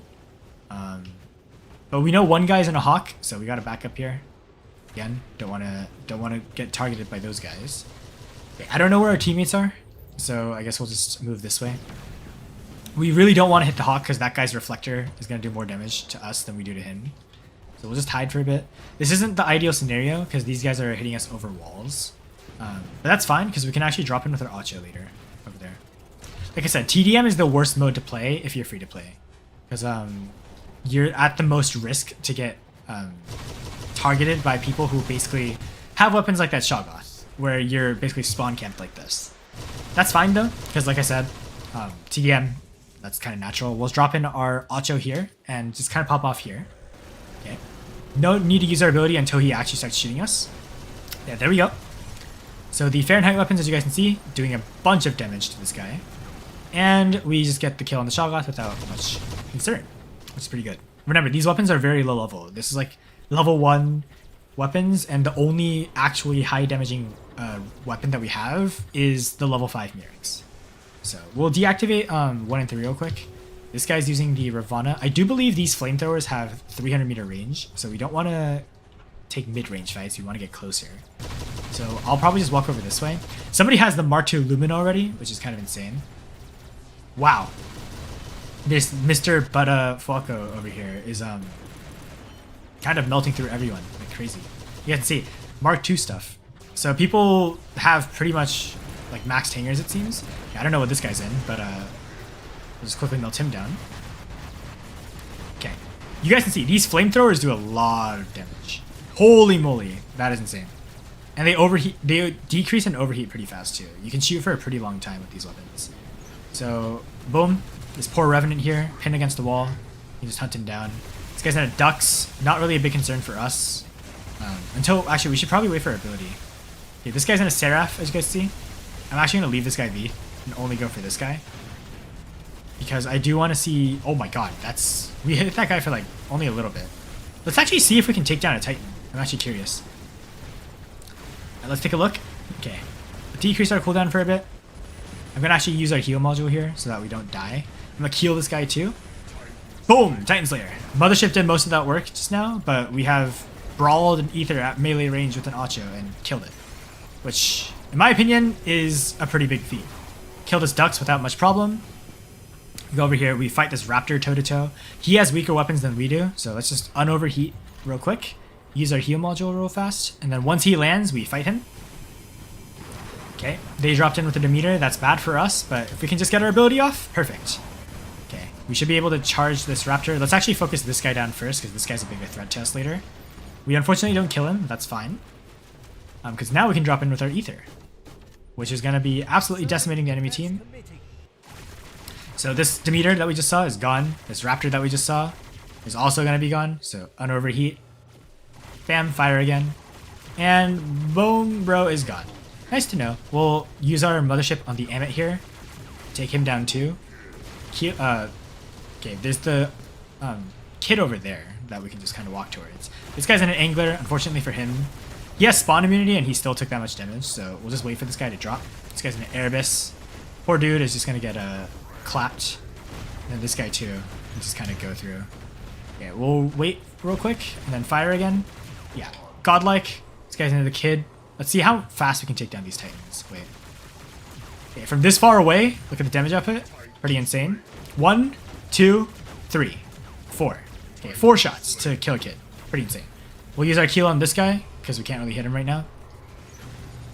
Let's see how much damage the Keel does on this poor little dude.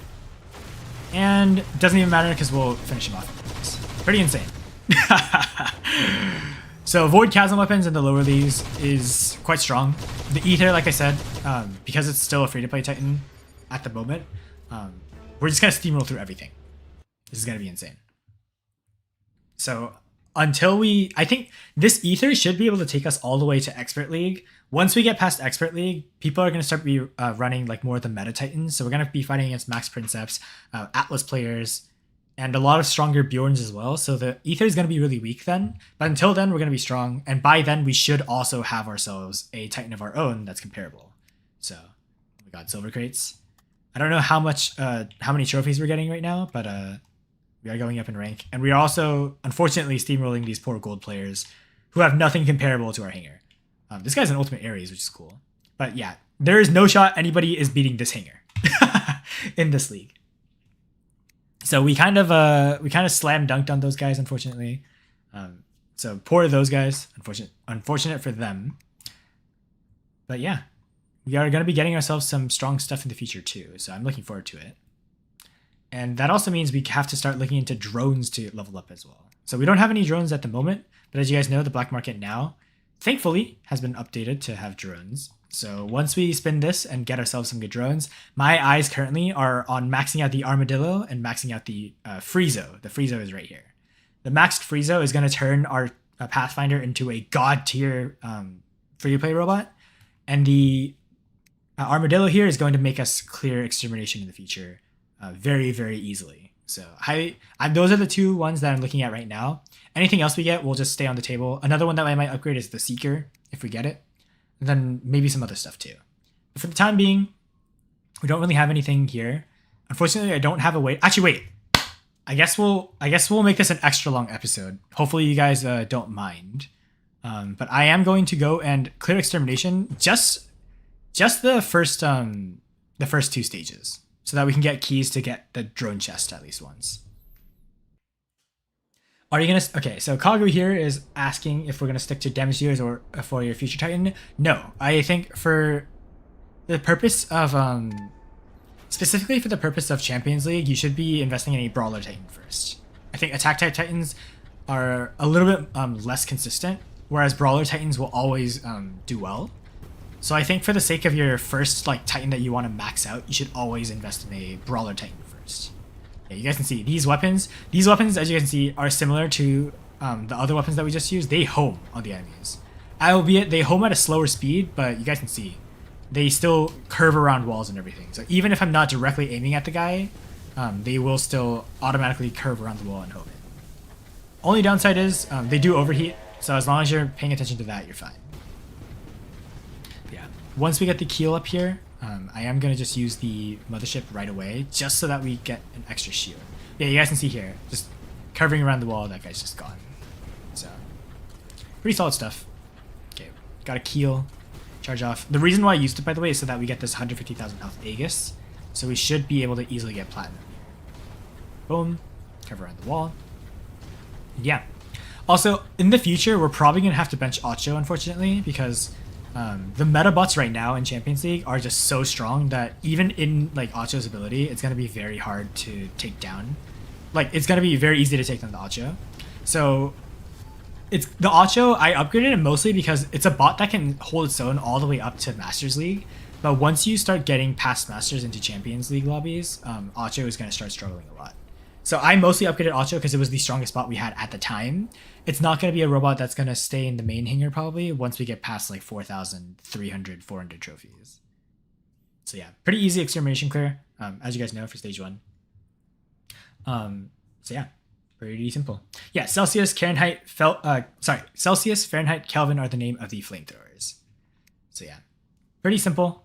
We got ourselves some keys and some platinum, which is really nice. And then we will go on to stage 2 real quick. Depending on whether this is a sniper map. Yeah, sniper map, so we'll drop in our Vulcan. Because the Vulcan is also going to be really good here. So yeah.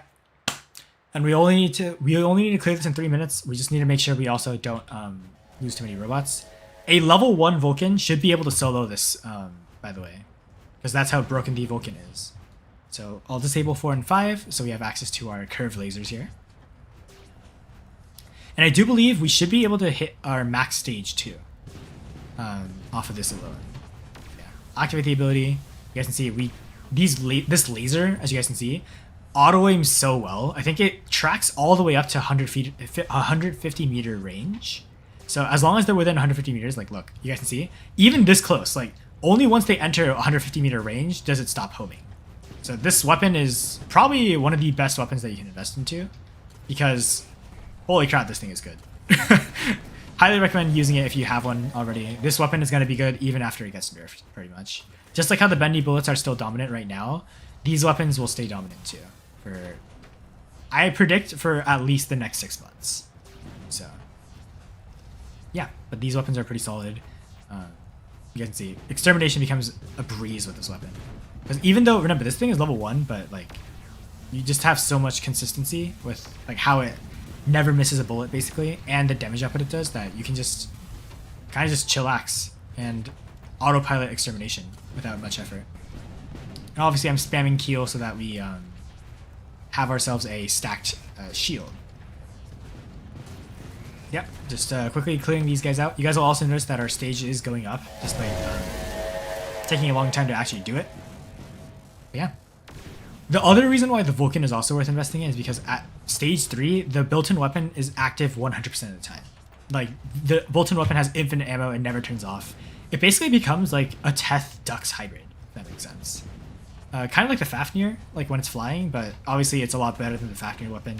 Because the built-in laser, as you guys can see, I'm not shooting anything. The built-in laser alone deals like 10,000 damage per second at level 1, which is absurd. That is an insane amount of damage for a level 1 robot ability. But yeah, I can just kill these guys. Should be able to burst all those guys down. And yeah, notice how now we are at stage 2.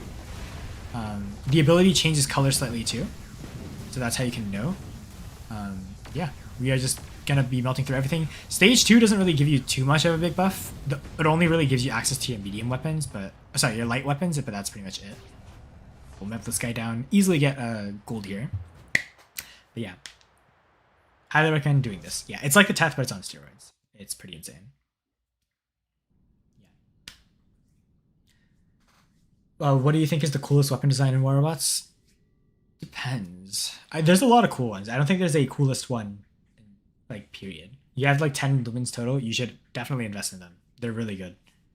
What will be your streaming timing? It's 11:05 for me, and I want to be in most of your streams. I'll probably stream until I go back to my uni. I'll probably stream constantly around noon. I think around this time is good. So yeah. And also after this, I'll spin this chest one last time, and then okay. So this chest is going away. 5 hours 41 minutes now until it ends. Let's see what we get. Give us something good. We got the wave drone. Wait, wave is actually not bad. Wave is actually not bad because this thing deals a decent amount of damage. So if you guys don't know, this is the signature drone for the Condor. Basically, every time you are when you're at max level, if you're in the air, you get bonus speed. It has the sonic weapon shots, so like the Howler, Growler, Screamer. It deals bonus damage as well for your robot once you level up to level 4. And every time your shield is broken, you get an Aegis shield. So it's good specifically only for the Condor. However, the drone itself has a good damage boost. So I guess we can slap this on to... What should we put it on? I mean, I guess we can put it on our Acho. I mean, Acho, technically speaking, does not have any melee weapons, so having the wave will give it a little bit of an option to fight mid-range. But yeah, it's pretty good. So yeah, that is going to be it for this episode. However, before we go, there is one final closing remark that I did mention at the beginning of the stream. As you guys know, I did a giveaway for 7 of the Lumen M weapons. Unfortunately, because I was so tired yesterday, I forgot to submit the winners and the giveaway closed. So I'm going to showcase my screen right now. One second. So for those of you guys who have your ID showing here, one second, let me just open this up. Let's see.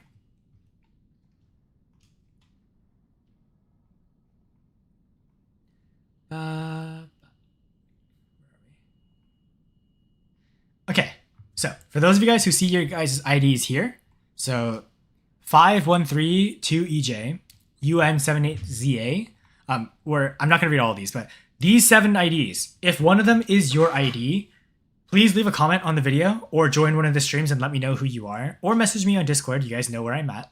Let me know who you are. You guys now have a slot reserved for any of the future giveaways that happen. So these are going to be for like the Pixonic giveaways. Next week's giveaway is going to be for the second mothership. If you guys don't know, that's the triangle floating pyramid mothership. Here's a picture of it on the screen. If you don't want this thing, you don't have to go for it. Just let me know at any point in time in the future giveaways that you want to be one of the winners for that giveaway. Let me know. If your ID is right here, you now have a spot reserved for you. So let's say in the future, one of the giveaways is for like the Fang, or there's a giveaway for one of the Sirocco Titans or whatever, right? Or maybe far off in the future, there's like a really cool robot or weapon or drone that you really want to have. You 7 people, you have infinite time. So until I die, right? Or I stop streaming, which probably won't happen, right? Until that day comes, your spot is reserved. So any of the future giveaways, you are now able to give yourself as a winner. So let's say the next week's giveaway, as you guys know, is going to be the second. If you want the second mothership, I don't know why you'd want it because it's not the best mothership out there, but let's say you wanted it. If any of your IDs are here, just let me know, and then I'll put your ID into the giveaway winners list right away. So this is going to go on indefinitely. My apologies for those 7 of you right here on screen. Hopefully you guys can forgive me, but hopefully this also makes up for it because maybe some of you guys didn't want the Lumen M. Now you can get something else instead. So hopefully you guys can forgive me for that. And also, I will say, if you 7 would rather have 500 D-gems instead of one of the Pixonic rewards, let me know. I'll give you 500 D-gems instead. So there you go. That is my consolation prize for you 7. That is the bad news, and I have given you the good news instead, which hopefully isn't bad news. Hopefully you guys are fine with that. So yeah, enough yap. But thank you guys so much for watching this video. And again, sorry for the giveaway stuff, but it's a bit of a long episode. We are finally back to recording new content. Hopefully you guys had fun. Bit of a yap session at the start, but hopefully those games showed you just how strong the account is right now. I am a little disappointed that the account, as you guys see here, I am a little bit disappointed that our league has D-ranked, because now that we are only at, 1,600 trophies, that means we effectively lost 1,200 trophies, which is like, like 40 games worth of content. 40 games is a lot, guys. 40 games is basically like 13 episodes worth of games. So that's 2 weeks that we have been set back by. But hopefully this also goes to show you that sometimes life gets to you and you can D-rank. So this is proof that the returning reward gives you 2 things. One, automatically tanks you because you AFK from the game. And 2, you get a lot of resources. So for those of you guys who didn't know about the returning reward program, now you know. Highly recommend you try it out if you think you're struggling and you want to take a break from Warbots or have been considering it. And yeah. Thank you so much for watching, and I'll see you guys in the next one. Sorry, it's been a while since I've done one of these, so... Anyways, see you guys in the next one. Yo, Roberta, signing off. Okay. YouTube video is done recording. Stream has not ended yet because I felt like chatting with you guys for a little bit. Oh my god. That was something. Man. Okay, real quick, let me see how the recording is. Okay. It is a 2-hour recording. That's going to be annoying for me to edit, but that'll be edited soon enough. And also, I'm not going to be playing on the free-to-play account right now because I don't want to record anything off stream. Okay, we're going to temporarily go back to the giveaway winners real quick. Okay, so let me go back to chat. Okay. Let me see. Are any of the 7 people here? Like, if your ID is here, are any of you guys in the stream right now? For perspective, these are the 7 people. If one of your IDs are on here, let me know. Oh, don't worry, by the way. YouTube and Twitch are still ongoing, by the way. I just stopped the recording on OBS. We're in full streamer mode now. So yeah. Hangar reviews we'll do tomorrow. I think the way I'll do it is I'll alternate between I'll probably alternate constantly. So we'll do free to play content stuff, then we'll do like a main account stream, we'll do free to play content main account, and we'll alternate like that, and I'll try to stream every day if I can. I think that'll probably be the play. So on the days that I do free to play content stuff, I won't do hangar reviews, but on the days that I play on my main account, I will do hangar reviews. So yeah. Oh, when they get chosen? Yes, I will show you. So basically, if you guys don't know, I have a let me go to display capture so you guys can see. Heads up, the screen is going to look a little bit wide. So if you guys don't know, I said to fill out a Google form. It was this one right here. Basically, you just have to submit your ID for your WarRobots like account, and then I think I had 277 people respond, as you guys can see here. And then when those are responded, they automatically went into this cool spreadsheet right here. And I copy paste these IDs right here, and then I can put them into a spreadsheet that I made. So the one that I had was this. This is my template. Basically, the way this thing works is I can put in like the viewer stuff here. Oh wait, whoop. Wrong thing. Okay. Like I can just copy paste stuff like this, for instance, and I can go to here and paste it in. And you guys can see here, the IDs automatically fill out, and the spreadsheet itself automatically like assigns random values. And then all I have to do is I say like, let's say I want 20 winners. Then it'll automatically choose 20 people that win, just like that. And the way this is done is by using a random command on Excel.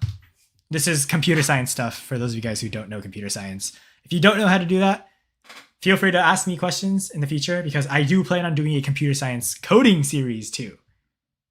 For those of you guys who want to learn how to code. So that's going to be that's not necessarily going to be like something I'm doing for the money. I'm going to turn off ads probably on them, because like I said, I don't want education to be like monetized. I will do free, no ads videos, because if you guys don't know, I'm also a TA for my coding, for one of the coding classes I took last semester.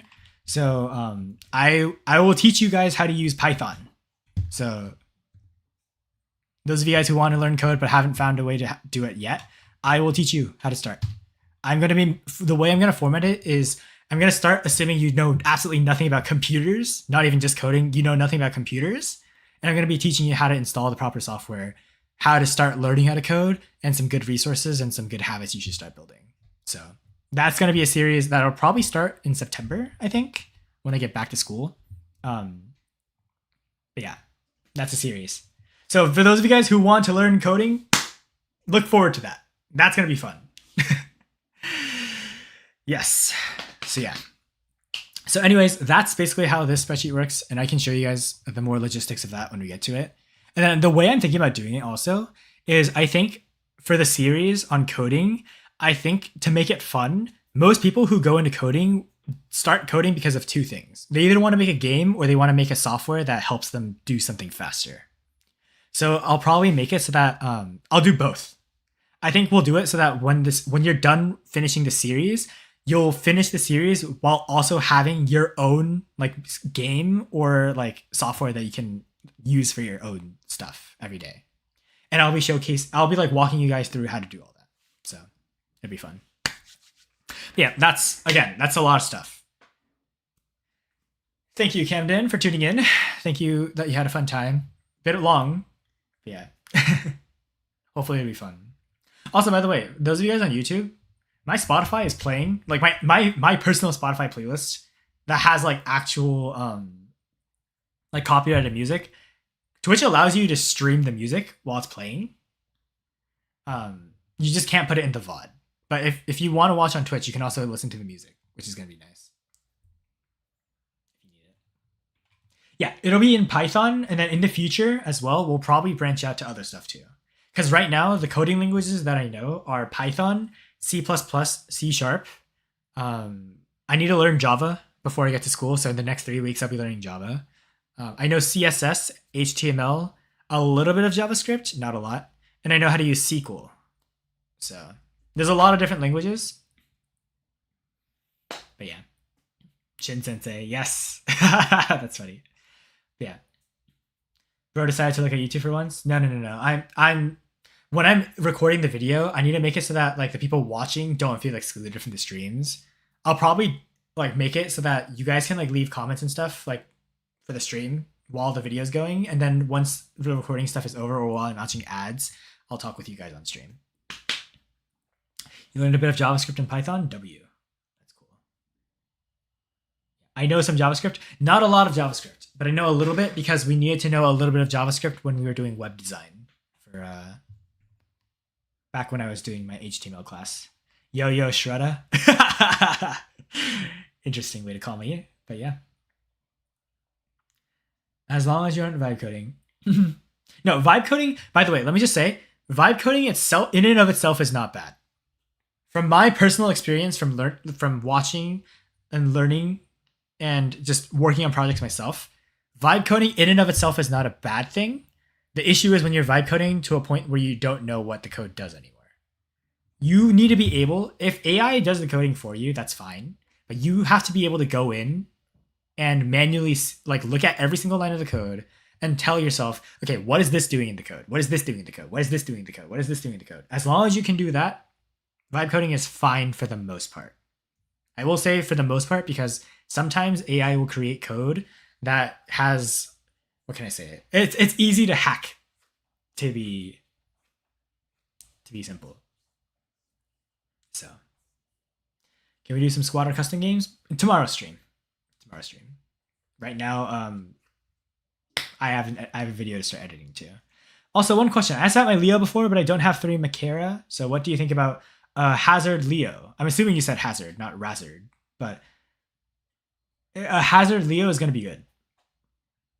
Hazard Leo is still decent. Oh, by the way, you guys, I saw a lot of comments because you guys know that I announced the next series that's coming. As you guys know, I have a lot of series planned. Currently, there are 2 main things that are on my plate. The first thing, okay, disclaimer, obviously the free-to-play series is the main series, but there's 2 other series, okay? The first series is the guide series. I'm not going to tell you what bot is going to be first. I know all of you guys want to know. I'm not telling you because me and VS are currently working on the plans. I will say, though, it's going to be a banger video. The second thing is not going to be a series yet. It's going to be a standalone video.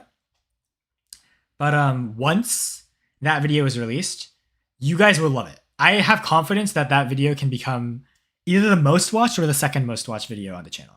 I have that much confidence for it. Yeah. Oh, I also do want to show you guys something. So you guys know how I said I tested the creator code yesterday? I went and decided to buy some DGEMs for the first time in forever.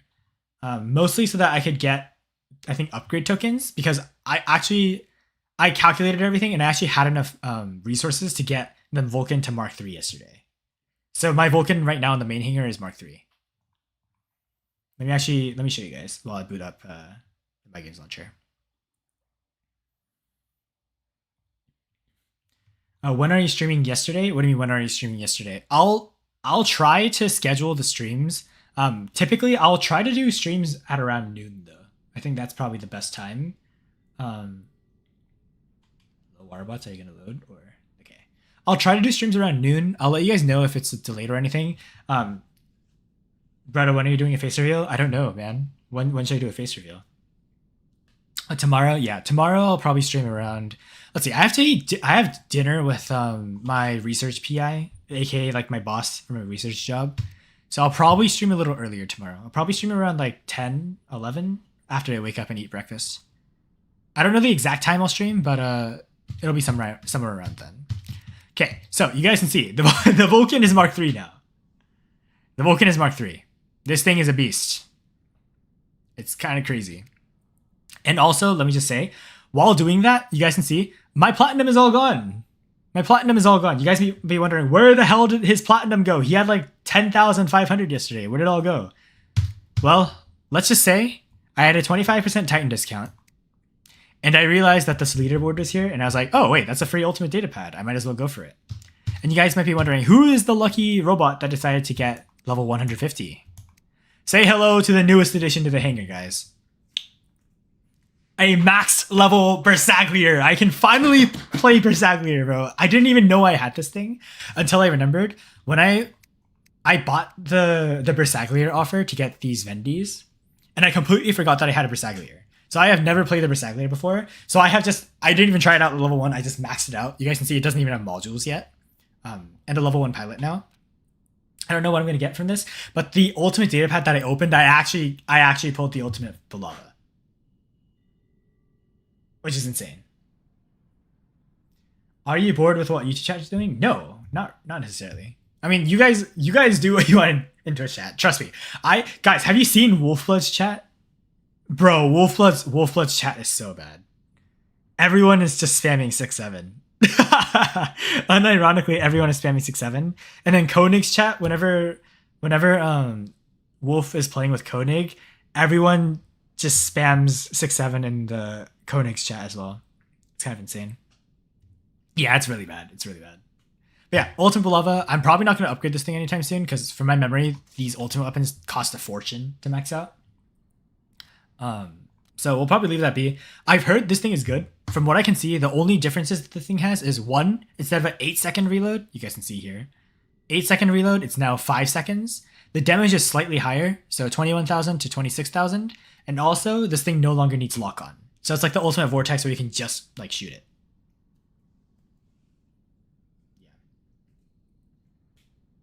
Also, now that I'm the creator server, maybe it's also time that we start reaching out to people and see if we can do a collab. I think that would be cool. But anyways, Bersaglier was lucky. So I maxed out the Bersaglier. I think I also maxed out some weapons. I don't remember what I maxed out though. I think oh yeah, here we go. I maxed out an Argon, and then I think I maxed out some weapons for the...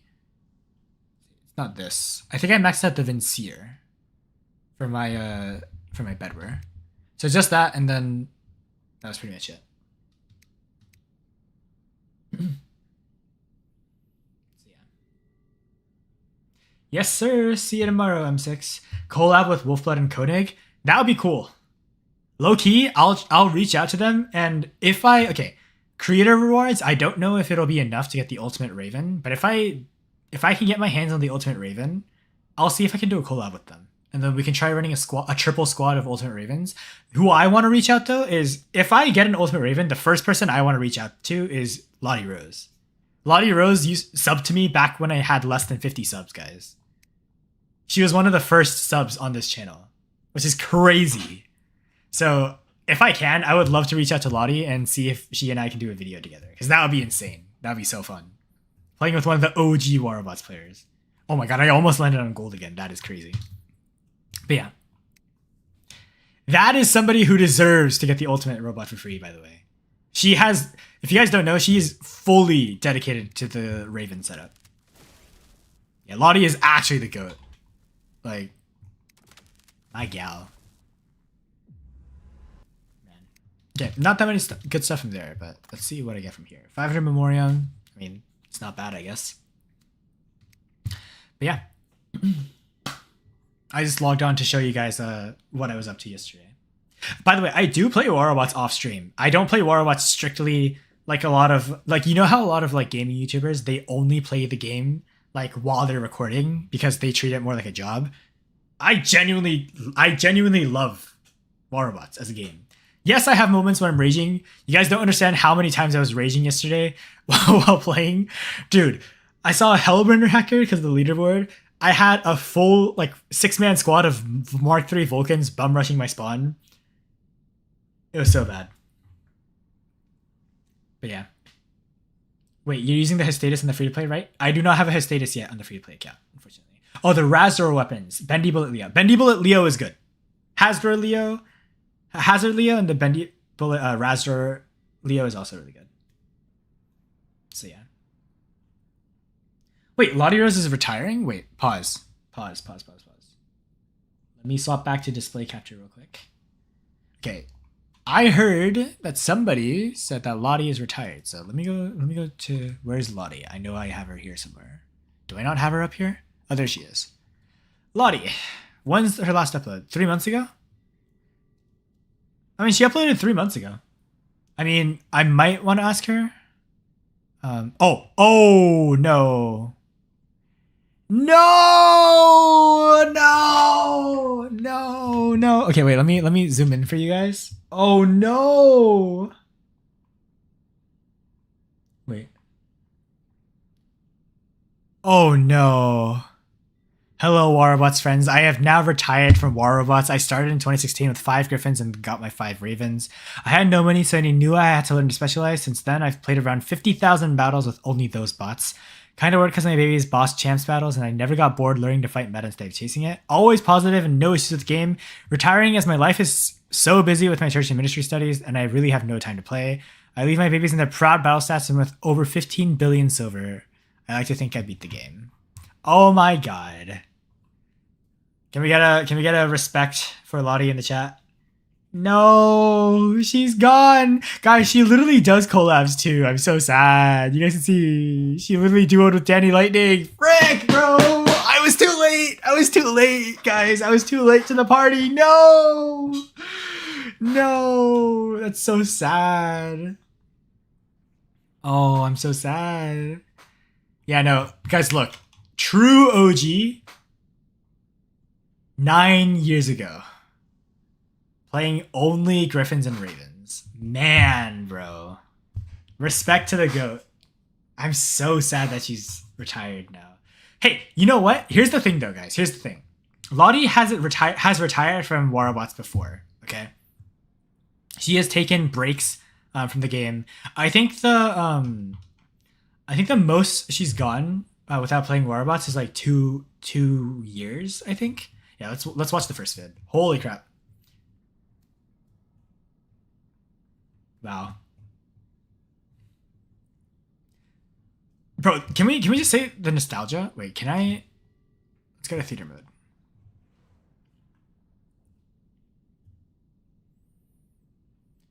Okay, wait, pause real quick. Can we just talk about how the old UI looked? Bro, this is genuine 2014. Holy 2014 interface, bro. Holy 2014 interface. Yeah, I guarantee you, Lottie, just like us, loves Warrobots. And I know she says she's like officially retired, but I pray she comes back one day because she is like one of the undisputed GOATs. Wow. Man, the nostalgia, bro. Oh my god. Oh my god.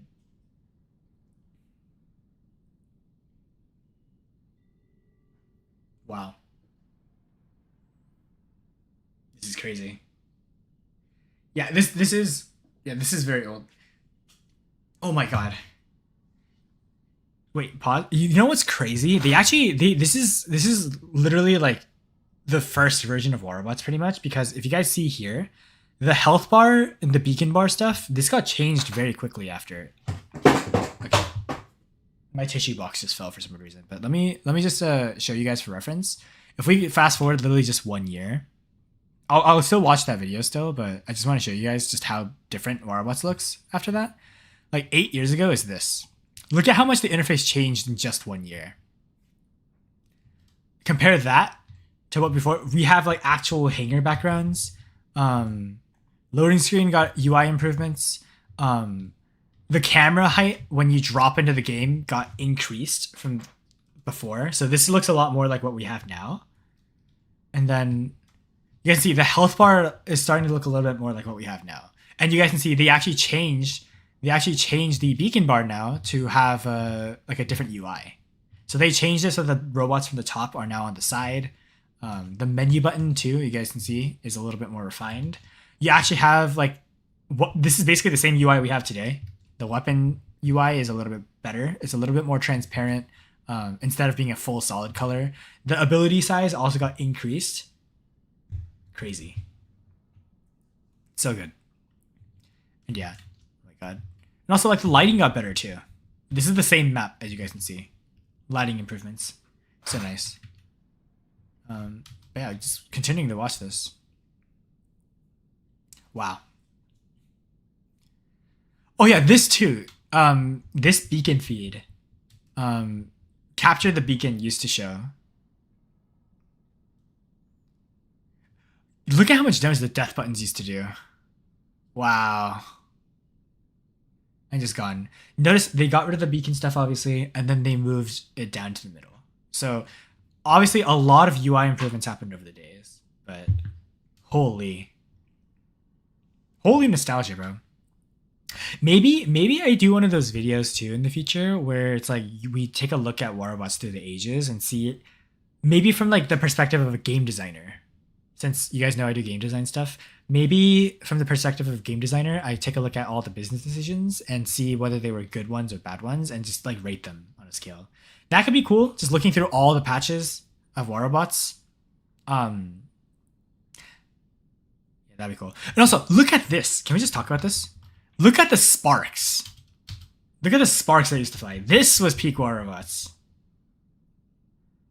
Smoke trails that are lingering. Huge explosion, like dust. Screen shaking so that it actually feels like you're getting hit. Nightingale being T3 was crazy. I still remember that. I'm just going to speed this up, but yeah. Also, take a look at this, by the way. Energy shields used to be below your health, not on top. That's pretty cool, no? Whoops. I accidentally rewinded a little bit, but yeah. Wow. Ancelot. ROG. ROG Ancelot. Man. Yeah, it used to actually feel like a war, I agree. Bro, the OG days. You know, later on in the future, when I have time, and I feel like doing a game making thing as a hobby, once I make my first like prototype game on Steam, what I'll probably do is I'll probably try and make like my own version of Waterbots. I don't think I'll be able to like publish it officially. You guys will probably have to like download it yourselves or something, because Pixonic can technically sue you for copyright, if that's the case. But I think for just like fun purposes and like saying this is completely like tied into Waterbots, and I'm obviously not going to monetize it or anything, but I think it would be so cool if we can make like a different version of Waterbots where it's literally the same Waterbots we have right now, but everything is balanced and obviously more free to play. Kind of like how the test servers work, if that makes sense. But yeah. Yeah, GitHub and stuff, yeah. I watched one of her videos where she carried her leaving team by killing 21 people and clutching with Rave against Smaller. Yeah, I know, bro. She's so good. Yeah, they did change a lot of stuff. And also, like, back then, yeah, when you got like an error, it actually felt like there's a big problem. Man. Also, can we just talk about, by the way, this is not the OG death button. This is the Russian death button. These are pins and pinatas. Oh no, sorry, pins and telumbuses. This is not the Orkin setup. The Orkin setup used to do more damage. But look at how much damage they're still doing. It's a lot. They hit really hard. Actually, back then, wait, pause.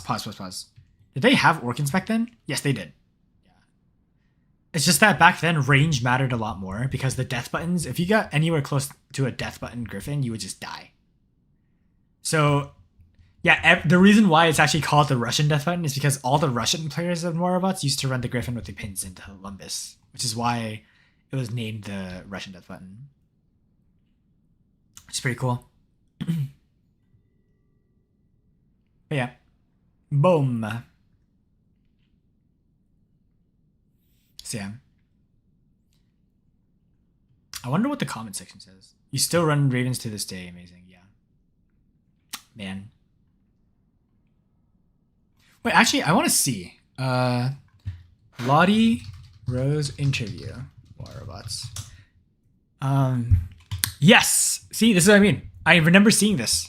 You guys see this? Back when we had author posts on the community for War robots. I remember reading this.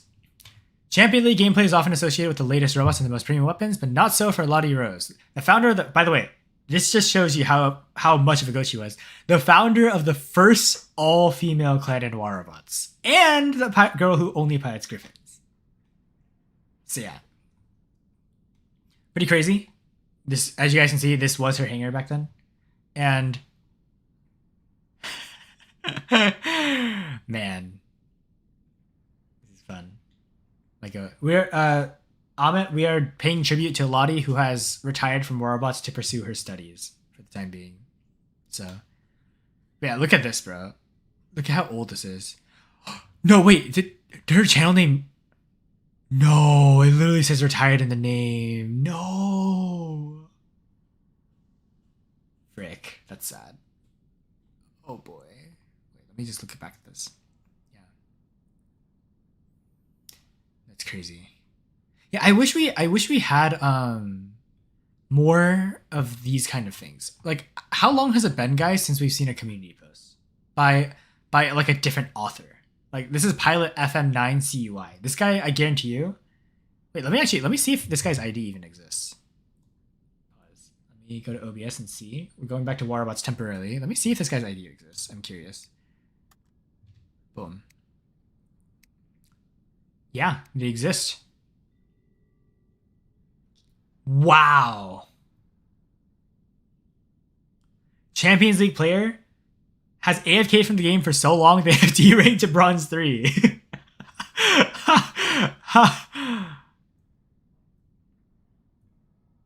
That is crazy. And look at their hanger. Wow. This is OG stuff, guys. Only a level 4 kid. So this tells me that they stopped playing when Titans came out. So this is like, what, 2019-ish, right? When Titans came out for the first time? Wow, this is crazy. What an OG hanger, guys. Back when the War and OC pilot didn't even exist, Minji was the only Ares pilot. Back when pilots first came out. Adrian as well. Wow. Do you guys remember Alka? For the Ao Jun. Do you guys remember when people used to run this thing instead of the Yangli pilot that we have now with Quantum Radar? Wow. Talk about OG. They also, back then, we also didn't have like the Clive Vicious pilot. I remember when Clive Vicious came out for the first time, everyone was crazy excited because Clive Vicious used to give, it didn't give 90% defense. It used to give 99% defense. So Blitz was literally unkillable back in the day. When the Clive Vicious first came out, I think they nerfed the rebalance after. Because back then, if you guys don't remember, these operations, I believe the operations menu used to be down here. I think. They never had offers like this because they didn't have data pads like here. The only way I think the offers page was like up here somewhere, like the store. And the operations was down here, big button. And then they had operation, they didn't have like event best investment open data. They used to have stuff like operation A, B, C, like E, stuff like that.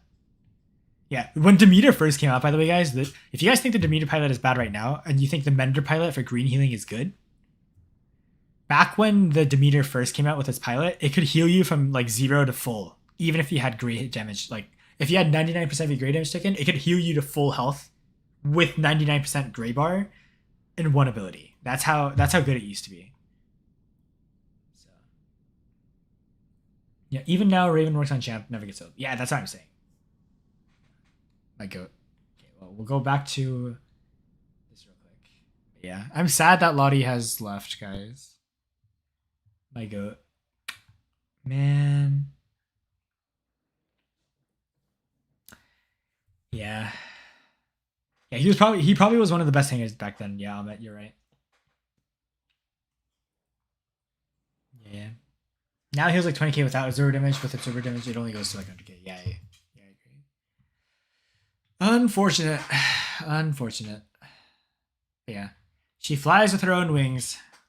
Salute to Lottie. Hopefully she comes back, and if not, hopefully her studies go well.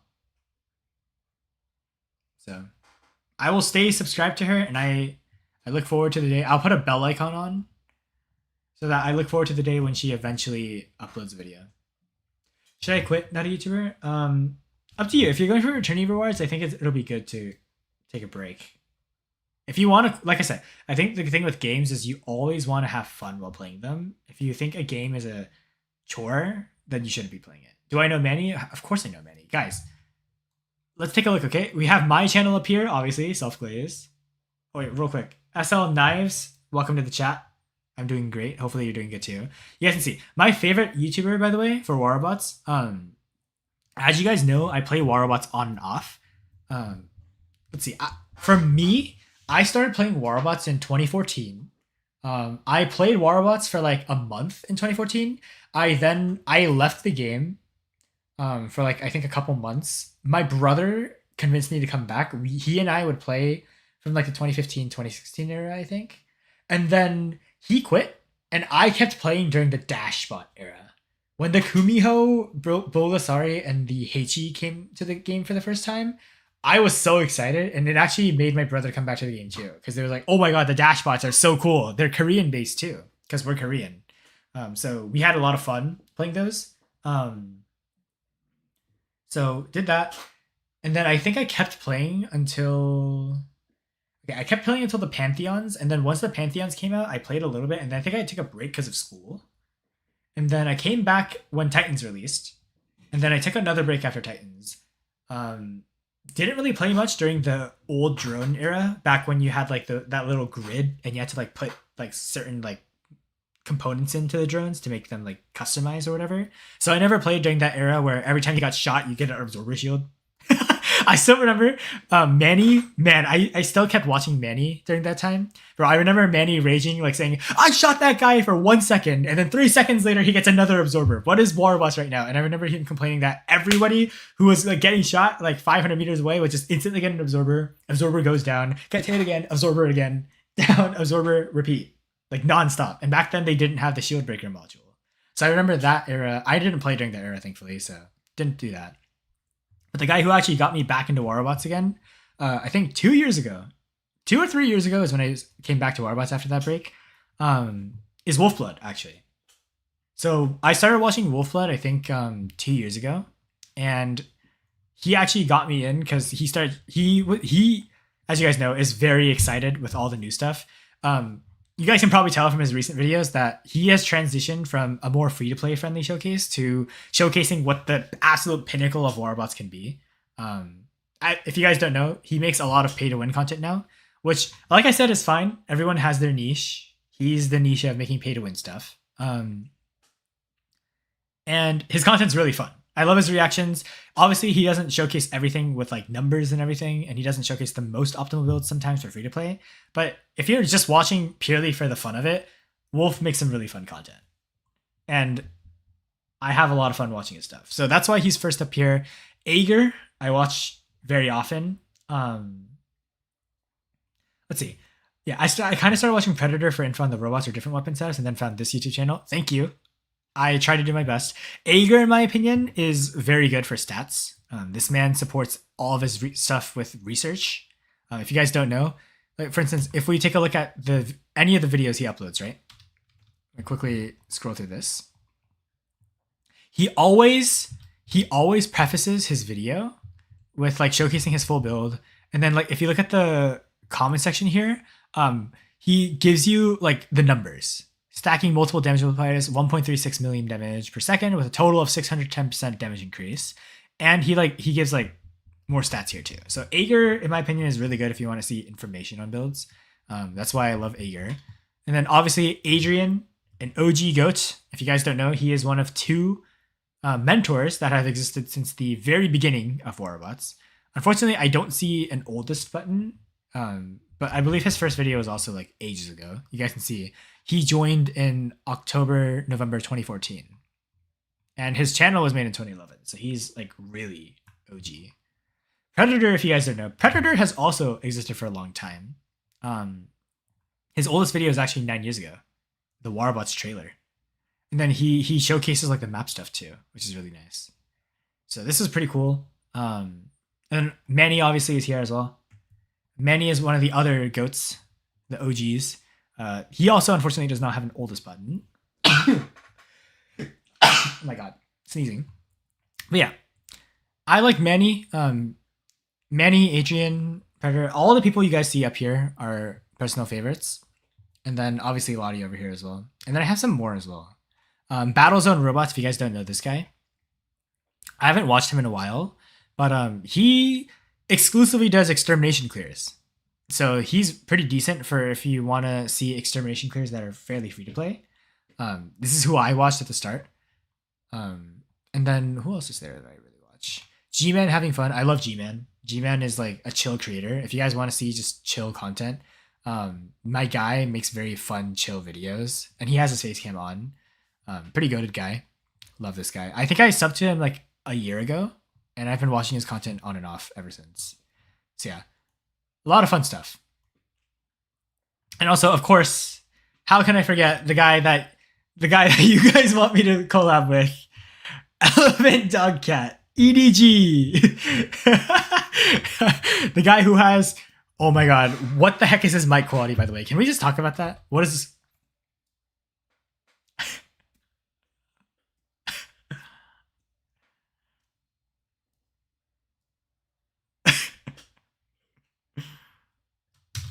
I haven't watched Danny Lightning, Amit, but I know Danny Lightning is really chill too. EDC, I haven't watched much of his content, but when you guys asked me to collab with EDC, I didn't know who EDC was at the time. And ever since watching one of his videos, my guy is like a super duper funny dude. So I know he's pretty pay to win. Wait, let's see. Pay to win game. I think isn't he doing a free to play series? Yeah, he's doing a free to play series and a pay to win series at the same time, which is really funny. EDC has Casio mic quality. Yes. Also, what the hell? Why can I not scroll? By the way, what happened to all of his content? What? Brawl Stars? Ain't no way. With Dennis Fox? Oh hell no! Isn't Dennis Fox that guy who made a bunch of accusations against like YouTubers? Oh hell nah. But yeah, latest content. Yeah, there we go. Level 1 versus Maxed Out Robot in the most pay to win game. Oh, ain't no way he compared regular Lancelot to the ultimate Lancelot, bro. That's funny. That is so funny. Yeah, definitely. It would be fun collabing with this guy. So yeah, definitely need to check stuff out. But yeah, pretty fun dude. Yeah, I have some decent stuff here. So if you guys have a channel you guys want me to see too later on, for the guide series, let me know. EDC I watch his pay to win series. As for free play series, I come here. W. Well, in the future we will be doing a very interesting pay to win series too. That won't start until we actually hit Champions League on the free play series, so don't worry about that. Wait, what did you say? I know Wraith Gaming, right? Is what you said? Is it Wraith Gaming or is it Wrath Gaming?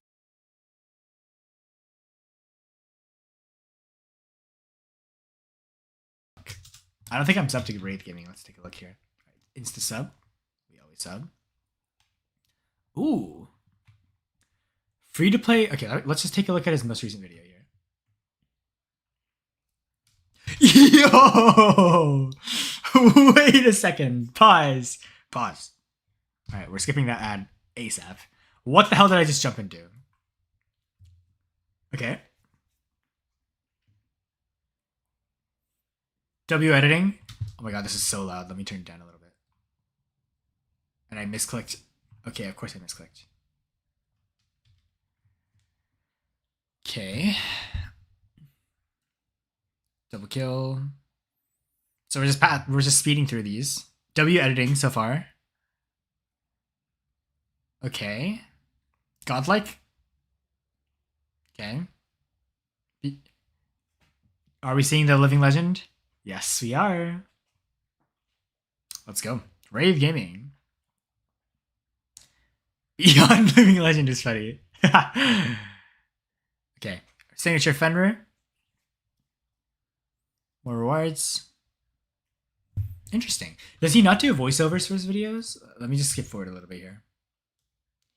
He does not do voiceovers. Okay, interesting. Oh! Oh, is he landing on that?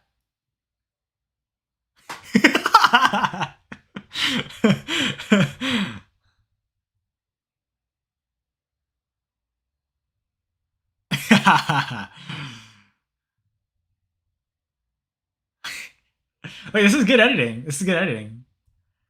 Wow. Okay, okay, okay. You know what? All things considered. All right. Glad I subbed. Never heard of this guy, but pretty cool. Ever heard of Drunken Robot? No, I have not. Oh, you guys can't hear the sound? Wait.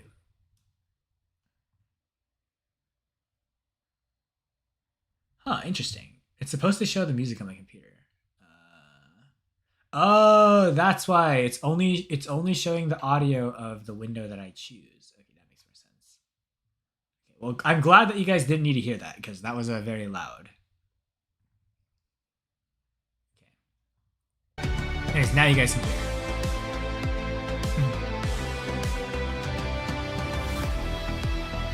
Yep. Even my boy Rave Gaming is also saying, make sure you don't forget that. So. Reacting to fans? More accurately, we are reacting to other YouTubers. So. Let's see. Dr. Thunder. I know, okay, we're showcasing a little Dr. Thunder 50 water butts. Let's take a look. Let's see. W! My boy just started. Go check out his free-to-play series too. A little shout out for my boy. Yeah, I'm telling you, it's loud. It's very loud. And just, it was really loud before, trust me. It was really loud before. But yeah, W. I gave you a sub, sir. Have fun. But yeah. Good stuff. Watch Wolfblood 7, I Hate the Condor. Okay, let's go take a look at it. Wolfblood. I hate the Condor. Oh boy. What is this supposed to be? Since you're already playing games anyway, why not earn some free rewards? Yo! My boy Kanga Valorant. All you need to do is download Buff, let it run. Right, finally it's time to address the Okay, we get flashbanged by a full ultimate hanger real quick. Condor in its own video. I haven't run this thing in High Flyer? Yes, I do know about High Flyer. absolutely ages because I cannot stand High Flyer makes good funny guides, by the way. thing, but yeah, let's talk about What is my graphics card? Let's check. I don't know. Control Shift ESC. Task Manager. My graphics card is apparently, I'm assuming it's GPU, right?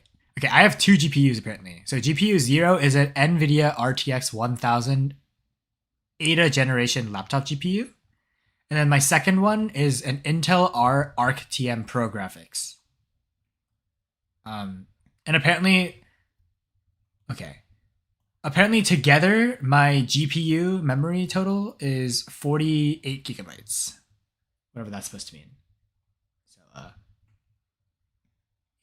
There you go. Since its hider has asked me about that. So everyone knows this thing is Condor. absolutely ruining the game because How much more time do we have as above minute for me? I mean, realistically speaking, no I'm just having fun checking out some other counter content. to it. I We will all probably know end that in stream the after past, this. certain flying robots Because have been an I probably should go absolute eat cancer lunch to the as game, well. but this one takes it to a whole new level.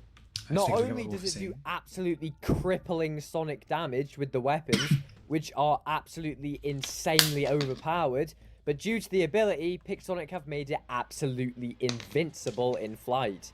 So Oh, yes, while that's it true. whips around at 1,000,000 miles an hour, dealing damage that takes ages for you to heal back up, don't worry, if you accidentally hit it once, it's back to full health. A while back when the Rook came out, people were going crazy because this ability was too powerful for a Titan. Yet somehow Pixonic decided it would be a great addition on the new Meta robot. Now, I get a lot of people talking to me saying, oh, it'll be fine, your hanger's amazing, you can fight the Condor no problem. Funny one. For context, here's my Mark III Ultimate Raker taking a full sonic clip of the Veyron and Evora Titan weapons from a Luchador. Yep. literally doing 0 it. sonic damage, by the And way. here it is, still maxed out Mark III, full health against 1 Condor flight. As you can see, this robot that is completely maxed out other than the Oh, weapons man, goes down those were like the a days. Cossack. Fun fact, by the way, the only reason why he takes 0 grade damage is because of this thing. The Friezo drone. Friezo max level is goated because you get 95% reduced grade damage taken. at level And 12. no, it's not A just counter the suppression. ultimate Raker that goes down this fast. Oh, maybe the ultimate Aljun, which can literally destroy an entire rook in one flight. Maybe that can work. Perfectly against the balanced, by Condor. the way. Perfectly balanced. Nope. Yeah, but Wolf, the ultimate Fenrir is invincible. Nothing can kill that. Really? The Condor certainly can. And after great games like that that Oh just my God. make my day, I get comments like this. Don't shoot it. Well, no And then I get comments like this. Just attack the Condor when it lands. Of course, it's that simple, guys. That's why they're so easy to kill.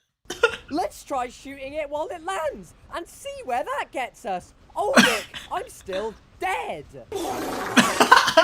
Maybe if I try shooting it while it lands, it might not insta-kill me. Let's unload a full clip of Mark III Avengers and Dragon Breath. Oh, look, it does nothing! I remember. Nothing. You know what? You know what? I do remember the Condor being like this. Man, that meta was so cancer. I hated that meta. Honestly, Prime Condor meta was really bad. I hate the Vulcan meta right now, but I guess it's nothing compared to what the Condor meta was back in the day. There literally was no way to kill it. This guy's comment comes in really handy here. Take cover when it Let's wait in flies. Cover. Oh look, I'm still dead.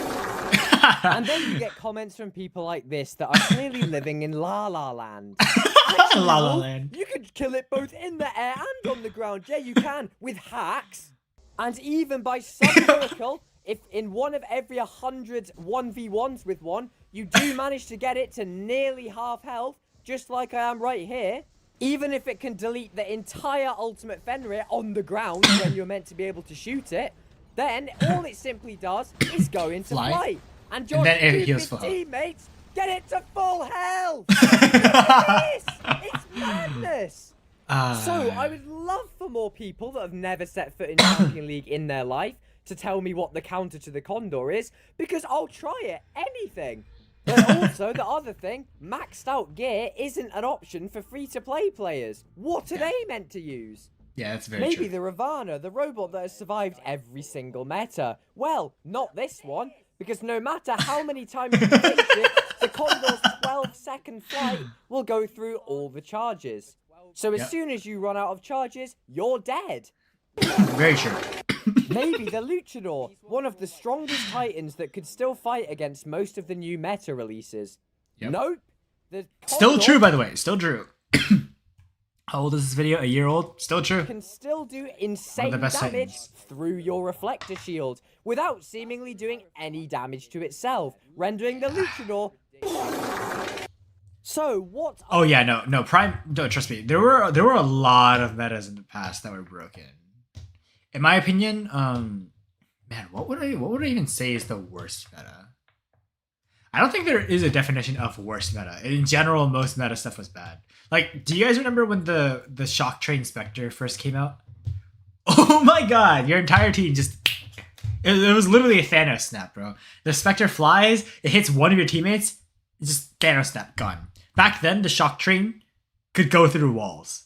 You know how now, if the Shock Train chains to somebody, if it hits a wall, it stops? In the past, if you hit anybody, the Shock Train would chain through the freaking wall. So, back when Moon was released for the first time, I don't think Moon was one of the first maps in the game. I think Moon was released with Spectre, right? Or something like that. When the Shock Train Spectre came out on Moon, bro, you're capturing your home beacon, Spectre flies from their spawn, shoots any of one of your teammates, 3 people are just dead. Cooked. GG. Yeah. So that was the first cancer meta. Then we had stuff like, okay, Pantheons were okay. But then we had stuff like Newton, we had stuff like Condor, we had stuff like Acho, Dux was like really crazy. Teth was pretty crazy. The current meta, honestly, right now is pretty crazy. Shoggoth, Vector, So bad. And then pre-nerf Titan Flames. Holy moly. And also, do you guys remember Prime Mauler? Prime Mauler was something. Also, the Prime Devourer was also pretty something too. Prime Devourer, unless you had like a Attack Titan specializing in the stealth pathway, like Devourer itself was also really good. I don't remember Prime Eiffel. Oh yeah, no. Eiffel was only strong because of those Tonins. Like the Fulgur Tonin weapons on the Eiffel used to be so stupidly good. But yeah. Pre-nerf Titan Flames on Ultimate Ming on Predator. W. Yeah, Prime Mauler was pretty bad. I played during the Prime Mauler era. Lucky for me, Prime Mauler, Bedwar actually did pretty good against Prime Mauler. Obviously, it didn't single-handedly counter. It didn't single-handedly counter the Mauler, but it was a decent like free-to-play option against it. Prime Fafnir, oh my god, Prime Fafnir was also bad. For context, Prime Fafnir used to move twice as fast as it does right now in flight. So yeah. Goodbye, Neo. Night for you. Yeah. Prime Devourer with Frederick was terrifying. Yes, I agree. Prime Devourer with Frederick was terrifying. But yeah. Man. Fun stuff. Yeah, there's a lot of stuff on the table. And hopefully we can get to it because there's so many fun content creators out there. I honestly cannot believe that I myself am a content creator. Still, it has been, there's what, 8 months, 9 months since I've made this YouTube channel, and I still cannot believe that I am an active content creator. It's insane. And not to mention that now we're officially a partnered Pixonic content creator, which is even crazier. So, I know, we have a lot of stuff in plan. And you guys just need to wait. I know waiting can be painful, but you guys will eventually do it. You want to be a successful content creator after high school? Let me know if you need any tips. I mean, I got pretty lucky with my first video going viral, but if you need a shout out or if you ever need a collab opportunity, let me know. And I will hopefully be able to help you. But a YouTube For You page is interesting. Wait, my YouTube For You page? Oh, you mean my YouTube For You page? Oh, 1 second. What is this For You page? What? We have Table Broke Chill Time, Unleashing Vulcan's True Form, Dorito Hunting with Friends, Ultimate Sword Unit. Wow. This is interesting. I don't know why there's a store option.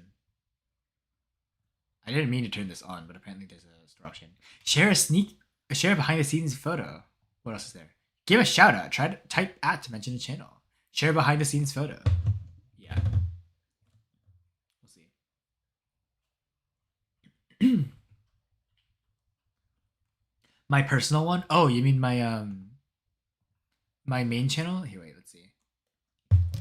Fun fact, by the way, if you guys are curious as to how bad my tab issue is, take a look at my tab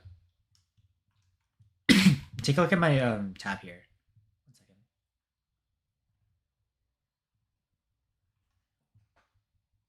I guess this is a new tab for now. Okay, and then window capture, new tab. There we go. You can see I have a ton of tabs open. This is only the start, by the way. I have so many tabs open. It's kind of bad. Going to my YouTube For You page, since you want to see it. This is my For You page, by the way. This account. If you guys ever see Tutor Bros in the chat, this is me. This is me on my main account. I have so many funny stuff. I have I Do Know Nothing. I have obviously Valorant content. I have a lot of anime content. Fun fact. I'm a huge anime fan. If you don't know, Pokemon Go stuff because I play Pokemon Go. Obviously, and then a bunch of random stuff. So I have probably the weirdest content, like ads. Like for instance, like what is this, bro? Types of NTR in anime? There is no way that is a recommendation. That is crazy.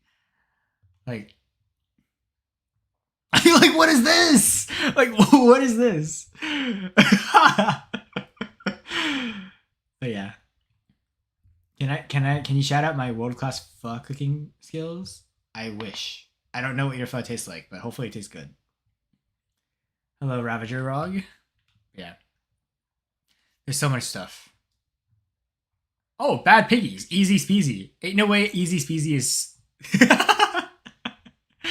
He's doing a Bad Piggy speedrun. That's cool. But yeah. A lot of stuff. It's fun.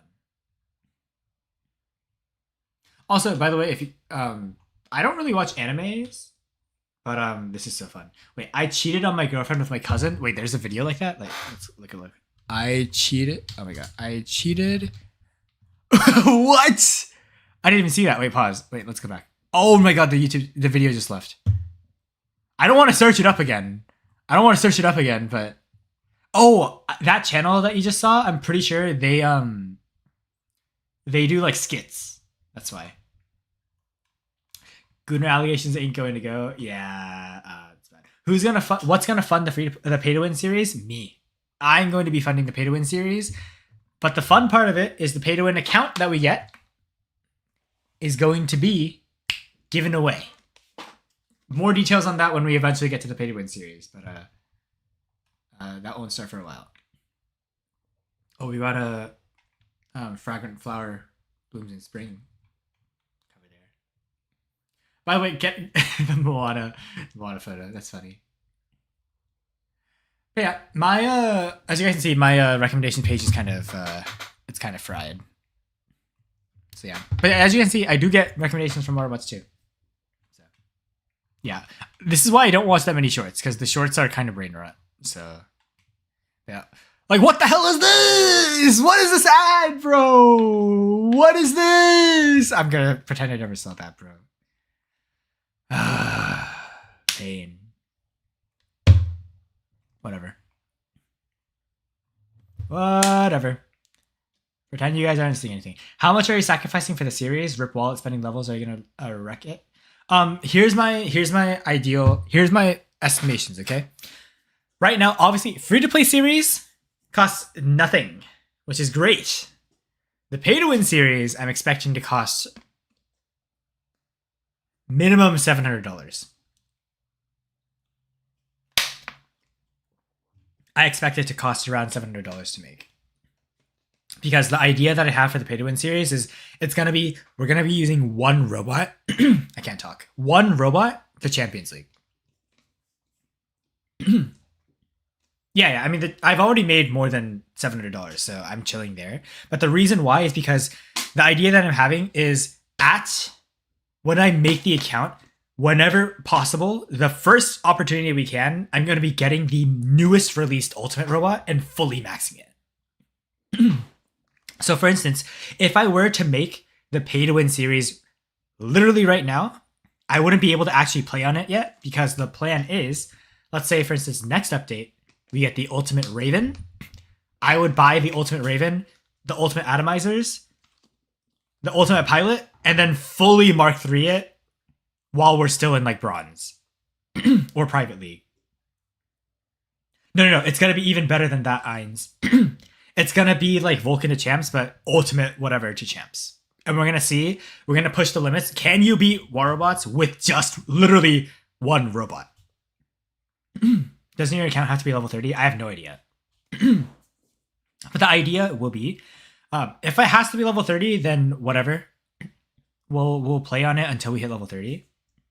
But the idea will be the moment we can, we max out the ultimate robot and then just push. We'll just push that. You can't get ultimate in bronze. Well, we'll see. I'll probably run a test account on the side while we're working on that. And then the idea is once we're done, we hit Champions League with that single account, with the one robot, one account. I think I'll just give it away. Well, not even I think. I'll just give it away. So if you guys don't know, by the way, Wolfblood has a series called One Robot, One Game. So if you guys see here, One Robot, One Game, like Ultimate Toxic Vector counters everything. episode 38, like he has these episodes where he just like films videos and he just literally just spends an entire game in just one robot. I'll be doing something similar, but it'll be we have to play every single game one robot, one game. So for instance, let's say that if we were using the Ultimate Raven, for instance, for example, if the Ultimate Raven dies, I can't play anymore. Like I have to wait until the game ends. That's why we're not allowing Ultimate Titans, because Ultimate Titan cannot be deployed until you charge up your Titan bar, which would not be one robot. And also Ultimate Titans are busted. So we'll keep it. We're also going to make it so that it's not a cheap Ultimate Robot.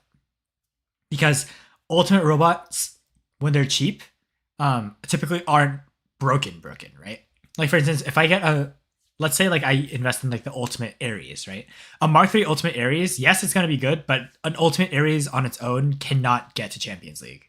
Versus something like the Ultimate Raven can. Ultimate Lancelot, Ultimate Raven, Ultimate Revenant, the recent Ultimate Robots are more than powerful enough to easily hit Champions League on their own.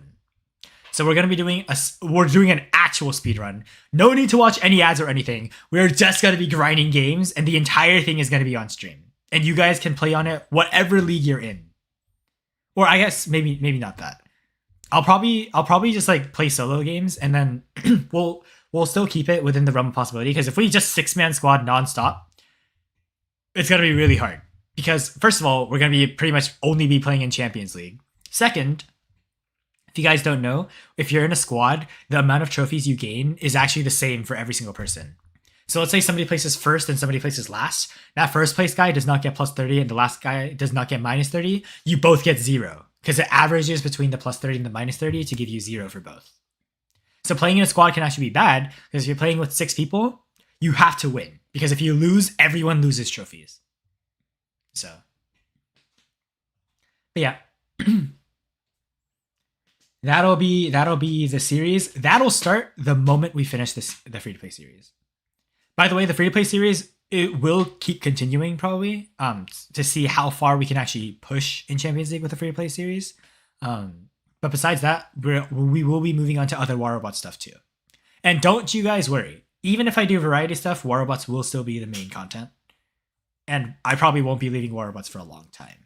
So you guys have that secured. But I'm glad I managed to give you guys a little bit more detail there too. But for the time being, I should probably pause stream now and then get to work, because I've got a video to edit now on top of other stuff to do. So yeah. Yeah. I'm curious to see what robot we eventually go for when we start that pay to win series, because do you know what my personal opinion is? If you guys want to hear my honest thoughts, that series I really want to start when they release the Ultimate Carnage. We don't know what the Ultimate Carnage will do, but I think it would be absolute cinema if we use just an Ultimate Carnage to push the Champions League. No, Ultimate Carnage. Ultimate Fenrir would be decent, but Ultimate Fenrir is not strong enough right now to push the Champions League, because Pixonic has been releasing nonstop more and more broken stuff.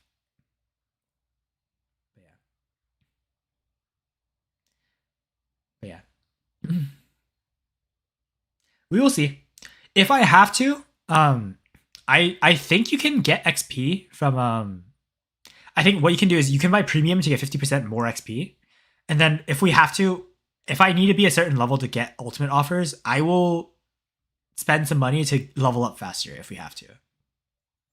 All that stuff will be factored in. That's why I said minimum $700, because if you guys don't know, when you're in lower leagues, offers are more expensive. So resources are more pricey, like the data pads are more pricey, stuff like that. So that's why I'm expecting whatever ultimate bot we get then is going to be more expensive than what I'd get on the main account, which is why I say around $700 probably. So 10 years later though, Ultimate Carnage. But yeah, Ultimate Carnage will be sick. If Ultimate Carnage does eventually come out, I will be the first person who gets it. I'll be hosting a stream the day that it gets released. And yeah. But besides that, yeah, Bro's going to spend money to make his opponents to leave the game. If that was an option, maybe. I don't know. Like I said, the other big thing, like I said, is I'm not going to be keeping that account. I have a main Waterboss account. I also have a free-to-play account. I don't need anything. The whole point of it is it'll literally be a speedrun. We ignore all the rules of free-to-play stuff. We go straight into Champions League as fast as we can, quite literally. And then the moment we hit champs, I do a giveaway. And the lucky person who wins will be the owner of that account. I don't plan to keep that $700, $800 account. So it'll be great. I'll probably, by the time we start that series 2, we'll probably have the Clip series started as well. That's another series I'm planning on starting. If you guys don't know what the Clip series is, then hold on to it for now. Because the Clip series is going to be insanely cool. You guys will be able to make the content for me, and you guys get to see my reactions, and if I react and like it a lot, you guys will be paid for it. So, but yeah, I am still streaming Morris, but I am ending stream now. I just wanted to give some closing thoughts for the people in stream. But you better do the daily stuff for the pay to win account. We'll see. I mean, the whole point of it is speedrunning. I think a maxed Mark III Ultimate Robot is more than enough for whoever wins that account. So, yeah. Yeah. I will hop off for now then. Thank you guys so much for tuning in. I'll probably see you guys tomorrow. If not tomorrow, then the day after. Like I said, tomorrow I have a dinner appointment with people.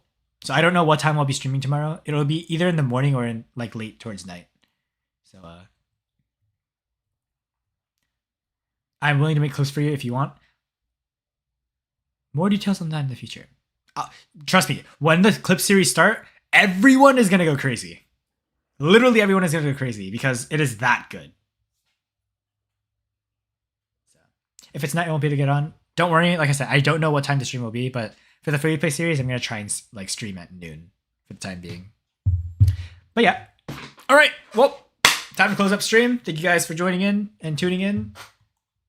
Thank you for staying for this long. This is basically like a 3-hour, 30-minute stream now. So yeah, I feel like the streams are getting longer and longer every day. And I just realized that my stream has been black for the longest time. So we'll go back to this at least. All right. Thank you guys so much for tuning in. I will see you guys in the next one, and stay tuned for that free to play series video that's going to upload hopefully sometime soon. And then the new series and other stuff that I have planned. Lots of fun stuff in store. We're only just beginning, but I do need to get working on that stuff. So see you guys later. Bye-bye.